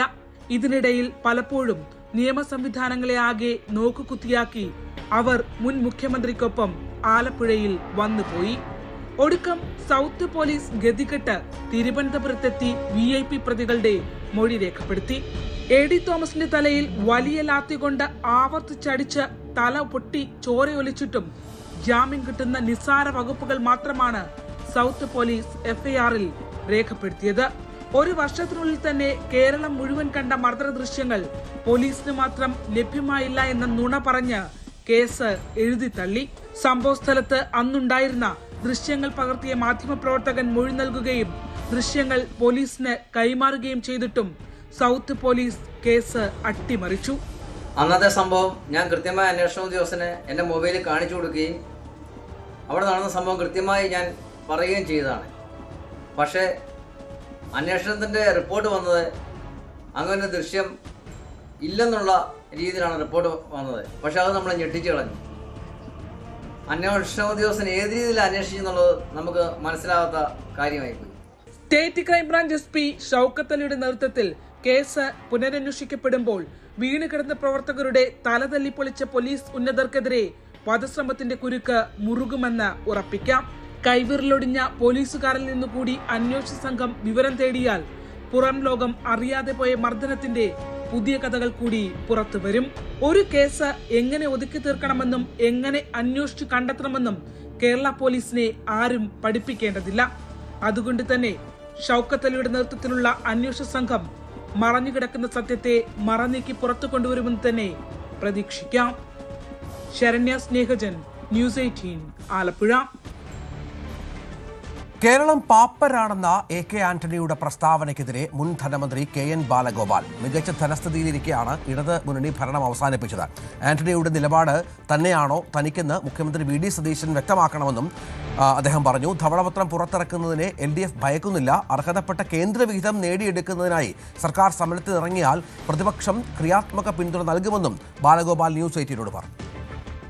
മുൻ ധനമന്ത്രി ഡോക്ടർ KN ബാലഗോപാലാണ് നമുക്കൊപ്പം ചേരുന്നത്. സംസ്ഥാനം പാപ്പറാണ് എന്ന് വീണ്ടും ആവർത്തിക്കുകയാണ് കോൺഗ്രസിന്റെ മുതിർന്ന നേതാവ് AK ആന്റണി. എന്താണ് ഈ ചിത്രം? നിങ്ങൾ എത്ര പാപ്പരാക്കിയിട്ടാണോ ഇറങ്ങിപ്പോയത് എന്നതാണ് ചോദ്യം. ഇന്ന് ശ്രീ AK ആന്റണിയുടെ ഒരു സ്റ്റേറ്റ്മെന്റ് കണ്ടു. ധവളപത്രം വരുന്നത് നല്ലതാണ്. ഞാൻ മുൻ ധനകാര്യമന്ത്രി വളരെ ആത്മവിശ്വാസത്തോടെ സംസ്ഥാനം ധനപരമായി കുഴപ്പമില്ല എന്ന് പറഞ്ഞു. പക്ഷേ പാപ്പരാണെന്ന് അദ്ദേഹം പറയുകയാണ്. എന്തായാലും ധവളപത്രം പോലെയുള്ള കാര്യങ്ങൾ വരട്ടെ. കൃത്യമായ കണക്കുകളാണെങ്കിൽ യാതൊരു ആശങ്കയും ഞങ്ങൾക്കില്ല. എനിക്ക് വ്യക്തിപരമായി അറിയുന്ന കണക്കുകളാണല്ല. പാപ്പരല്ല എന്ന് മാത്രമല്ല, കോൺഗ്രസ് ഭരിക്കുന്ന പല സംസ്ഥാനങ്ങളെക്കാളും മെച്ചപ്പെട്ട സ്ഥിതിയിലാണ്. കാരണം ഹിമാചൽ പ്രദേശിൽ ശമ്പളത്തിന് ഫെയിലർ വന്നു. കർണാടകത്തിൽ ശമ്പളം കൊടുക്കാൻ പറ്റാത്ത കുറച്ച് ദിവസം നിന്നു. പെൻഷൻ ആനുകൂല്യങ്ങൾ എത്രയോ നാളായിട്ട് മറ്റാനുകൂല്യങ്ങളും തെലങ്കാനയെ കൊടുക്കുന്നില്ലെന്ന വാർത്തകൾ വരുന്നു. അതിനേക്കാളൊക്കെ വളരെ മെച്ചപ്പെട്ട സ്ഥിതിയിലാണ്. കേരളം തകർന്നു പോകുന്ന ഒരു ധാരണ ഇവർക്കുണ്ടായിരുന്നു. അങ്ങനെ പോയില്ല. കാരണം കേന്ദ്ര ഗവൺമെന്റിന്റെ നയങ്ങൾ കാരണം വലിയ തോതിൽ പണത്തിന്റെ ചുരുക്കം വന്നു. പക്ഷെ നമ്മുടെ വരുമാനം വർദ്ധിപ്പിച്ചിട്ടുണ്ട്. അതെല്ലാം കൃത്യമായ കണക്കുകളുള്ളതാണ്. ശ്രീ ആന്റണി എന്തുകൊണ്ടാണ് ഇത് പറയുന്നതെന്ന് വെച്ചാൽ, അദ്ദേഹം കഴിഞ്ഞ ദിവസം ഒരു കാര്യം പറഞ്ഞു. ഈ സർക്കാർ വന്ന ഉടൻ തന്നെ മുഖ്യമന്ത്രി എല്ലാ തരത്തിലുള്ള അനൗൺസ്മെന്റുകളും ഇന്ദിരാ ഗ്യാരണ്ടി എല്ലാം കൊടുക്കാൻ പാടില്ല, കുറച്ച് കയ്പുനീര് കുടിക്കേണ്ടി വരും ജനങ്ങൾക്ക്, എല്ലാം നിങ്ങൾ കൊടുത്തു കഴിഞ്ഞാൽ പ്രശ്നമാവും. എന്നിട്ട് അദ്ദേഹം പറയാണ് വലിയ പാപ്പരാണ്, സാമ്പത്തികമായിട്ട് വലിയ പ്രശ്നമാണെന്ന് പറയുകയാണ്. അദ്ദേഹം പഴയ അനുഭവം പറയുന്നുണ്ട്. അപ്പോൾ അദ്ദേഹം അത് പറയുന്നതെന്ന് വെച്ചാൽ, ഒരു മുതിർന്ന കോൺഗ്രസ് നേതാവെന്ന നിലയിൽ ഈ കോൺഗ്രസിന് ഈ ഗ്യാരണ്ടികളെല്ലാം നടപ്പിലാക്കാൻ പറ്റുമോ എന്നുള്ള ആശങ്ക അദ്ദേഹത്തിനുണ്ട്. കാരണം വലിയ സാമ്പത്തിക ബാധ്യത വരും. പക്ഷെ നിലവിൽ ഞങ്ങൾ പറഞ്ഞിരുന്ന എല്ലാ കാര്യങ്ങളും നടപ്പിലാക്കാൻ കഴിയുന്ന ശമ്പള പരിഷ്കരണത്തിന്റെ തന്നെ മഹാഭാഗവും ഞങ്ങൾ കൊടുത്തു കഴിഞ്ഞു. ഇനിയിപ്പം അതിന്റെ റിപ്പോർട്ട് വന്നാൽ അതിന്റെ കുറച്ച് ഭാഗം മാത്രമേ വരാനുള്ളൂ. ബാക്കിയെല്ലാം കൊടുത്തു കഴിഞ്ഞത് സ്റ്റേറ്റ് ഗവൺമെന്റാണ്, LDF ഗവൺമെന്റ് ആയിരുന്നത്. അപ്പോൾ അതെല്ലാം നടത്തിയ ഒരു ഗവൺമെന്റ് ചെയ്ത കാര്യങ്ങൾ ഇനിയും കൃത്യമായി ചെയ്യാൻ പറ്റും. എനിക്ക് നല്ല ആത്മവിശ്വാസമുള്ളത്, ഇത് ഏറ്റവും നന്നായിട്ട് അറിയാവുന്നത് നമ്മുടെ മുഖ്യമന്ത്രിക്ക് തന്നെയാണ്. ശ്രീ VD സതീശൻ അദ്ദേഹം മുഖ്യമന്ത്രി ആവുന്നതിന് മുമ്പ് പ്രതിപക്ഷ നേതാവായിരുന്നപ്പോൾ കൃത്യമായി സാമ്പത്തിക കാര്യങ്ങളിൽ ഇടപെട്ട് അഭിപ്രായം പറയുന്ന ആളാണ്. അപ്പോൾ അദ്ദേഹത്തിന് നല്ല ധാരണയുണ്ട്. ഖജനാവ് അടച്ചുപൂട്ടത്തില്ല, പൊട്ടിപ്പോകത്തില്ല, നിന്നു പോകത്തില്ല എന്നുള്ളത് കൊണ്ടാണ് ആദ്യ ക്യാബിനറ്റിൽ തന്നെ അദ്ദേഹം വലിയൊരു വർധന അല്ലെങ്കിൽ പോലും ഈ നമ്മുടെ അവർക്ക് കുറച്ച് പണം പ്രഖ്യാപിച്ചതുപോലെ കൊടുത്തില്ല, അത് വേറെ കാര്യം. എന്നാൽ അത്രയും കൊടുക്കാൻ തയ്യാറായത് കൊടുക്കാൻ പറ്റുമെന്നുള്ളതുകൊണ്ടാണ്. KSRTCയിൽ വലിയ സൗജന്യം വരുന്നു എന്നാണ് പറയുന്നത്. അപ്പോൾ അതൊക്കെ കൊടുക്കാൻ പറ്റുമെന്നുള്ള ആത്മവിശ്വാസം അദ്ദേഹത്തിന് വന്നത് എന്തുകൊണ്ടാണ്? ഖജനാവ് പൂട്ടിപ്പോകത്തില്ല എന്നുള്ളതുകൊണ്ടാണ്. ശ്രീ ആന്റണി പറഞ്ഞ കയ്പുനീര് കുടിക്കണം, മുണ്ട് മുറുക്കി കൊടുക്കണം എന്ന് പറഞ്ഞ കാര്യം ശ്രീ VD സതീശൻ നമ്മുടെ മുഖ്യമന്ത്രി അത് അതുപോലെ കേൾക്കാതെ ഇത് കൊടുത്തു എന്നുള്ളതിൽ എനിക്ക് സന്തോഷമുണ്ട്. കാരണം നമ്മുടെ മുഖ്യമന്ത്രി പോലും ശ്രീ AK ആന്റണി പറഞ്ഞത് വിശ്വസിക്കുന്നില്ല. അതുകൊണ്ടാണല്ലോ ഇതെല്ലാം കൊടുക്കാൻ തയ്യാറായത്. അപ്പോൾ അത് നമ്മുടെ ഖജനാവിനെ പറ്റിയും നമ്മുടെ ധനകാര്യ സ്ഥിതിയെപ്പറ്റി അദ്ദേഹത്തിന് ഒരു വിശ്വാസം ഉള്ളതുകൊണ്ടാണ്. അതുതന്നെയാണ് സർട്ടിഫിക്കറ്റ്. ഇതാകെ തകർന്ന സ്ഥിതിയല്ല, മെച്ചപ്പെട്ടിട്ടേ ഉള്ളൂ. 54,000 കോടി രൂപ നികുതിയേതര വരുമാനം 5 വർഷം മുമ്പ് ഉണ്ടായിരുന്നത് 1,04,000 കോടിയിലേക്ക് വർദ്ധിച്ച് നമ്മുടെ സ്ഥിതി വന്നു എന്ന് മാത്രമല്ല, ധനകാര്യ കമ്മീഷന്റെ അടുത്ത് കേന്ദ്ര ഗവൺമെന്റുമായി നമ്മൾ ഫൈറ്റ് ചെയ്ത് 15ാം ധനകാര്യ കമ്മീഷൻ ഉള്ളതിനേക്കാളും കിട്ടുന്നതിനേക്കാളും ഒരു 0.5%-ലധികം നമുക്ക് നമ്മുടെ ഡിവിസി പൂളിൽ നിന്ന് വരുമാനം കിട്ടി. അതുകൊണ്ട് 10,000 കോടി രൂപയാണ് കഴിഞ്ഞ വർഷത്തെക്കാളും ഈ വർഷം അധികം കിട്ടുന്നത്, അത് മാത്രം. അപ്പോൾ ആ തരത്തിൽ നല്ല ആത്മവിശ്വാസമാണ് ഞങ്ങൾക്കുള്ളത്. എന്തായാലും നമുക്കെല്ലാം, പ്രതിപക്ഷമായാലും ഭരണപക്ഷമായാലും, കേരളത്തിലെ ജനങ്ങൾക്ക് ഗുണമുണ്ടാവണമെന്നേ നമുക്ക് ആഗ്രഹമുള്ളൂ. നല്ലതുപോലെ ഗുണമുണ്ടാവേണ്ട കാര്യങ്ങൾ തന്നെ പുതിയ ഗവൺമെന്റ് ചെയ്യണം. ഗവൺമെന്റ് പുതിയ മുന്നണിയുടെ ആയിരിക്കും. പക്ഷേ നാട്ടിൽ ഗുണമുണ്ടാവേണ്ട കാര്യങ്ങൾ നന്നായി മുന്നോട്ട് ചെയ്യുന്നതിന് എല്ലാ പിന്തുണയും ഞങ്ങളുടെ ഭാഗത്തുനിന്നുണ്ട്. പക്ഷേ സത്യം പറയണം, അങ്ങോട്ടും ഇങ്ങോട്ടും രാഷ്ട്രീയമായി കാര്യങ്ങൾ കുറ്റപ്പെടുത്താൻ വേണ്ടിയിട്ട് പറഞ്ഞു കഴിഞ്ഞാൽ ഞങ്ങൾക്ക് ഈ കാര്യങ്ങൾ പറയാനുള്ള ഉത്തരവാദിത്വം ഉണ്ടെന്നുള്ളതുകൊണ്ടാണ് ഞാൻ ഈ കാര്യം പറയുന്നത്. ധവളപത്രം വരട്ടെ, കൃത്യമായ കണക്കുകളാണെങ്കിൽ യാതൊരു ആശങ്കയില്ല. ഞങ്ങളുടെയിലും അതിന്റെ ഡീറ്റെയിൽസ് ഉണ്ട്. നമുക്ക് അക്കാര്യം വെച്ചിട്ട് ചർച്ച ചെയ്യാം. എന്തായാലും അപകടകരമായ സ്ഥിതിയിലല്ല കേരളം എന്ന് വ്യക്തമാക്കുന്നതിന്റെ ഏറ്റവും വലിയ ഉദാഹരണമാണ് ആദ്യ ക്യാബിനറ്റിൽ തന്നെ ഇത്രയും കാര്യങ്ങൾ പ്രഖ്യാപിക്കാൻ മുഖ്യമന്ത്രി തയ്യാറായത്. ഈ 5 അവര് ഇന്ദിരാ ഗ്യാരണ്ടി എന്ന് പറയുന്ന വലിയ സാമ്പത്തിക ചെലവ് വരുന്നതാണ്. അപ്പം ഒരുപക്ഷെ VD സതീശൻ സംസ്ഥാനത്തിന്റെ ധനസ്ഥിതിയെക്കുറിച്ചൊരു പൊതുബോധ്യം ഉണ്ടായതിന്റെ അടിസ്ഥാനത്തിൽ കൂടിയായിരിക്കുമോ ഇവരുടെ ഈ 5 ഗ്യാരണ്ടികൾ ആദ്യം തന്നെ പ്രഖ്യാപിച്ചതിന്റെ ഒരു കാരണം? ഞാനതാ പറഞ്ഞത്, എന്തായാലും ഈ ഗ്യാരണ്ടി പ്രഖ്യാപിച്ചത് നടപ്പിലാക്കാൻ പറ്റുമെന്നൊരു ധാരണ ഉള്ളതുകൊണ്ടായിരിക്കുമല്ലോ. കേരളത്തിന്റെ ഒരു പ്രത്യേകത, എല്ലാ വകുപ്പിലും വർക്ക് ചെയ്യുന്ന ഉദ്യോഗസ്ഥന്മാർ അവർ എല്ലാ പാർട്ടിക്കാരും ഉണ്ട്, അല്ലെങ്കിൽ രാഷ്ട്രീയത്തിന് അതീതമായി കാര്യങ്ങൾ പുറത്ത് പറയും. അപ്പോൾ ആ കിട്ടിയ വിവരം അനുസരിച്ചും നമ്മുടെ ഈ ഞങ്ങൾ ബഡ്ജറ്റ് അവതരിപ്പിക്കുന്നതും മറ്റ് പ്രസിദ്ധീകരിക്കുന്ന കണക്കുകളും ഒക്കെ കൃത്യമായ കണക്കുകൾ വെച്ചിട്ടാണ്. അത് സംബന്ധിച്ച് അദ്ദേഹത്തിന്റെ ഒരു വിശ്വാസം ഉള്ളതുകൊണ്ടാണല്ലോ ഈ 5 ഗ്യാരണ്ടി എന്ന് പ്രഖ്യാപിച്ചത്. ആ 5 ഗ്യാരണ്ടി പ്രഖ്യാപിച്ചത് കൃത്യമായി നടപ്പിലാക്കാൻ പറ്റുമെന്നുള്ള വിശ്വാസം അവർക്കുണ്ട്. ആ വിശ്വാസം ഉള്ളതുകൊണ്ടാണ് പ്രഖ്യാപിച്ചത്. അത് നടപ്പിലാക്കാതിരിക്കാൻ വേണ്ടിയിട്ട് ഇങ്ങനെ ശ്രീ ആന്റണിയെ പോലെയുള്ള ആളുകൾ എന്തെങ്കിലും ബുദ്ധി ഉപദേശിക്കുന്നതാണോ എന്ന് എനിക്കറിയില്ല. ഈ KSRTCയിലെ സൗജന്യ പ്രഖ്യാപനം ഇപ്പം താങ്കൾ തന്നെ പലവട്ടം വ്യക്തമാക്കി. KSRTCക്ക് പ്രതിമാസം സംസ്ഥാന സർക്കാർ നൽകുന്ന വലിയൊരു സാമ്പത്തിക സഹായം. ഇതിനിടയിലാണ് ഒരു വരുമാന നഷ്ടത്തിലേക്ക് KSRTCക്ക് ഉണ്ടാവാൻ പോകുന്നത്. പ്രാക്ടിക്കൽ ആവുമോ താങ്കളുടെ ഒരു എക്സ്പീരിയൻസിൽ ഈ പ്രഖ്യാപനം? ഞാൻ അതിനെപ്പറ്റി ഇപ്പോൾ പറയുന്നില്ല. എന്തായാലും ഇപ്പോൾ ഒരു മാസം 125 കോടിയിലധികം കോടി രൂപ നമ്മൾ കൊടുക്കുന്നുണ്ട് KSRTC ഒരു മാസം. ഇത് കൂടാതെയാണ് പല നിർമ്മാണ ആവശ്യങ്ങൾക്കും പുതിയ ബസ് എടുക്കാനും ഒക്കെ കൊടുക്കുന്നത്. ഇത് ശമ്പളവും പെൻഷൻ മാത്രമാണ്. 2000 കോടി രൂപ വരെ നമ്മൾ വർഷം കൊടുക്കേണ്ട സ്ഥിതിയിലേക്കാണ് KSRTC. KSRTC ഇപ്പം മാസം തോറും ശമ്പളം കിട്ടുന്നുണ്ട്, പെൻഷൻ കിട്ടുന്നുണ്ട്. 24 KSRTC തൊഴിലാളികൾ ജീവനക്കാർ ആത്മഹത്യ ചെയ്ത പഴയ കാലമുണ്ട്, UDF കാലം. ആ ഒരു സ്ഥിതിയിൽ നിന്നൊക്കെ മാറ്റം വന്നു. അപ്പോൾ എന്തായാലും KSRTCയിൽ ഇത് നടത്താൻ പറ്റുമെന്നുള്ള വിശ്വാസം ഉള്ളതുകൊണ്ടാണല്ലോ തെലങ്കാനയിലും കർണാടകത്തിലൊക്കെ നടപ്പിലാക്കിയതിന്റെ അനുഭവത്തിന്റെ അടിസ്ഥാനത്തിലായിരിക്കും അവർ ഗ്യാരണ്ടി പറഞ്ഞിരിക്കുന്നത്. അവർക്കൊരു കണക്ക് കാണും. എന്തായാലും നിലവിലുള്ള കാര്യങ്ങൾ ഞങ്ങളുടെ ഇടതുപക്ഷ ജനാധിപത്യ മുന്നണിയുടെ മാനിഫെസ്റ്റോയിൽ പറഞ്ഞ കാര്യങ്ങളൊക്കെ നടപ്പാക്കാൻ പറ്റുന്ന തരത്തിലുള്ള സ്ഥിതി തന്നെയാണ് ഉള്ളത്. അപ്പോൾ സാമ്പത്തികമായിട്ട് അക്കാര്യത്തിനകത്ത് എനിക്കറിയാം. അവർ പുതുതായി പറയുന്ന ആശയങ്ങളൊക്കെ അവർ ചെയ്യട്ടെ. അതിനകത്ത് ഏറ്റവും പോസിറ്റീവായ കാര്യങ്ങൾ സ്റ്റേറ്റിന് വേണ്ടിയുള്ള താല്പര്യമുണ്ടെങ്കിൽ ഞങ്ങളുടെ പിന്തുണയുണ്ടാവും. അതിനൊന്നും ഞങ്ങൾ എതിർക്കുന്നവരല്ല. കണക്കൊക്കെ അവർക്കാണ് അറിയുന്നത് പുതിയ കാലത്ത് ചെയ്യാൻ പോകുന്നത്. അതിനെപ്പറ്റി ഞാൻ പറയാൻ ആളല്ല. മുൻ സർക്കാർ വലിയ ദൂർത്ത് കാട്ടിയെന്ന ആക്ഷേപമൊക്കെ അവർ ഉന്നയിക്കുന്നുണ്ട്. പുതിയ സർക്കാരിന് സാമ്പത്തിക രംഗത്ത് കൊടുക്കാൻ കഴിയുന്ന ശ്രദ്ധ അല്ലെങ്കിൽ ഒരു ഉപദേശം ആ രീതിയിൽ ശ്രദ്ധിക്കേണ്ടതായ താങ്കളുടെ എക്സ്പീരിയൻസ് എന്തെങ്കിലും മുന്നോട്ട് വെക്കാനുണ്ട്? അങ്ങനെ വലിയ ഉപദേശമൊന്നും നൽകേണ്ട കാര്യമുണ്ടെന്ന് ഞാൻ കരുതുന്നില്ല. പക്ഷേ നമുക്ക് നമ്മുടെ വരുമാനം വർദ്ധിപ്പിക്കണം. ഇപ്പോൾ പുതിയ സാഹചര്യത്തിൽ ഉണ്ടാകുന്ന ഒത്തിരി പ്രശ്നങ്ങളുണ്ട്. അത് വെറും ചെറിയ ചെറിയ രാഷ്ട്രീയം പറഞ്ഞ് പോകേണ്ടതല്ല. ഒന്ന് കേന്ദ്ര ഗവൺമെന്റ് നയസമീപനം ആണ് ഏറ്റവും പ്രധാന പ്രശ്നം. അപ്പോൾ അതിനെതിരായിട്ട് നമ്മൾ വലിയ ഫൈറ്റ് നടത്തിയിട്ടുണ്ട്. എല്ലാ ഗവൺമെന്റുകളെയും ഇപ്പം പ്രതിപക്ഷ സംസ്ഥാനങ്ങളിലെ ഗവൺമെന്റുകളെ കൂട്ടിച്ചേർത്ത് നടത്തിയിട്ടുള്ള വലിയൊരു ഫൈറ്റുണ്ട്. കേന്ദ്രത്തിന്റെ സമീപനത്തിനെതിരെ സുപ്രീം കോടതിയിലടക്കം കേസിന് പോയ സംഭവമുണ്ട്. ഇതുപോലെ കേന്ദ്രത്തിൽ നിന്ന് ഞങ്ങൾ നിരന്തരം നടത്തിയ ഒരു വലിയ പ്രവർത്തനത്തിന്റെ ഭാഗമായിട്ടാണ് ധനകാര്യ കമ്മീഷന്റെ തന്നെ തുക കൂടിയത്. ഈ 10,000 കോടി രൂപ ഈ വർഷം അധികം വരുമെന്ന് ഞാൻ പറഞ്ഞല്ലോ. അപ്പോൾ GST ഉൾപ്പെടെയുള്ള കാര്യങ്ങളിൽ ഇതേപോലെയുള്ള വിവിധ പ്രശ്നങ്ങളുണ്ട്. അതിനു വേണ്ടിയിട്ട് നമ്മൾ നിരന്തരമായിട്ട് കേന്ദ്രവുമായിട്ട് കിട്ടാനുള്ള അർഹമായ തുക കിട്ടാൻ വേണ്ടിയുള്ള പ്രവർത്തനം നടത്തണം. നമ്മളിവിടെ ധൂർത്ത് നടത്തി എന്ന് പറയുന്നത് അടിസ്ഥാനരഹിതമായ കാര്യമാണ്. കാരണം ഇത്രയേറെ അടിസ്ഥാന നിർമ്മാണ പ്രവർത്തനങ്ങളും കാര്യങ്ങളൊക്കെ വന്ന വേറൊരു ഘട്ടമില്ല. അപ്പോൾ ആ പ്രവർത്തനങ്ങളൊക്കെ ഏറ്റവും നന്നായി മുന്നോട്ട് കൊണ്ടുപോകാനുള്ള ശ്രമം ഉണ്ടാവണം. കൂടുതൽ തൊഴിലവസരങ്ങൾ ഉണ്ടാവണം. കൂടുതൽ ചെറുപ്പക്കാർക്ക് ജോലി കിട്ടണം. കൂടുതൽ ആളുകൾക്ക് വന്ന് ടൂറിസ്റ്റുകളായിട്ട് വരാനും പഠിക്കാൻ വരാനും ജോലി ചെയ്യാൻ വരാനും ഒക്കെ പറ്റുന്ന സ്ഥലമായിട്ട് നമ്മൾ നാടിനെ മാറ്റണം. വിഴിഞ്ഞം തുറമുഖം ഈ ധൂർത്തെന്ന് ഇവർ പറയുന്ന കാലത്താണ് ഒരു രൂപ പോലും കേന്ദ്രത്തിൽ നിന്ന് കിട്ടാത്ത ഒരു കാലത്ത് വിഴിഞ്ഞം തുറമുഖം പോലൊരു വലിയ തുറമുഖം സംസ്ഥാനം ഒറ്റയ്ക്ക് സ്വന്തം ചുമരിൽ അതിന്റെ ഉത്തരവാദിത്വമായിട്ടോടെ നിർമ്മിച്ചത് എന്നുള്ളത് ചെറിയ കാര്യമല്ല. കേരളത്തിന്റെ ചരിത്രത്തിലെ ഏറ്റവും വലിയ നിർമ്മാണങ്ങളിൽ ഒന്നാണ്.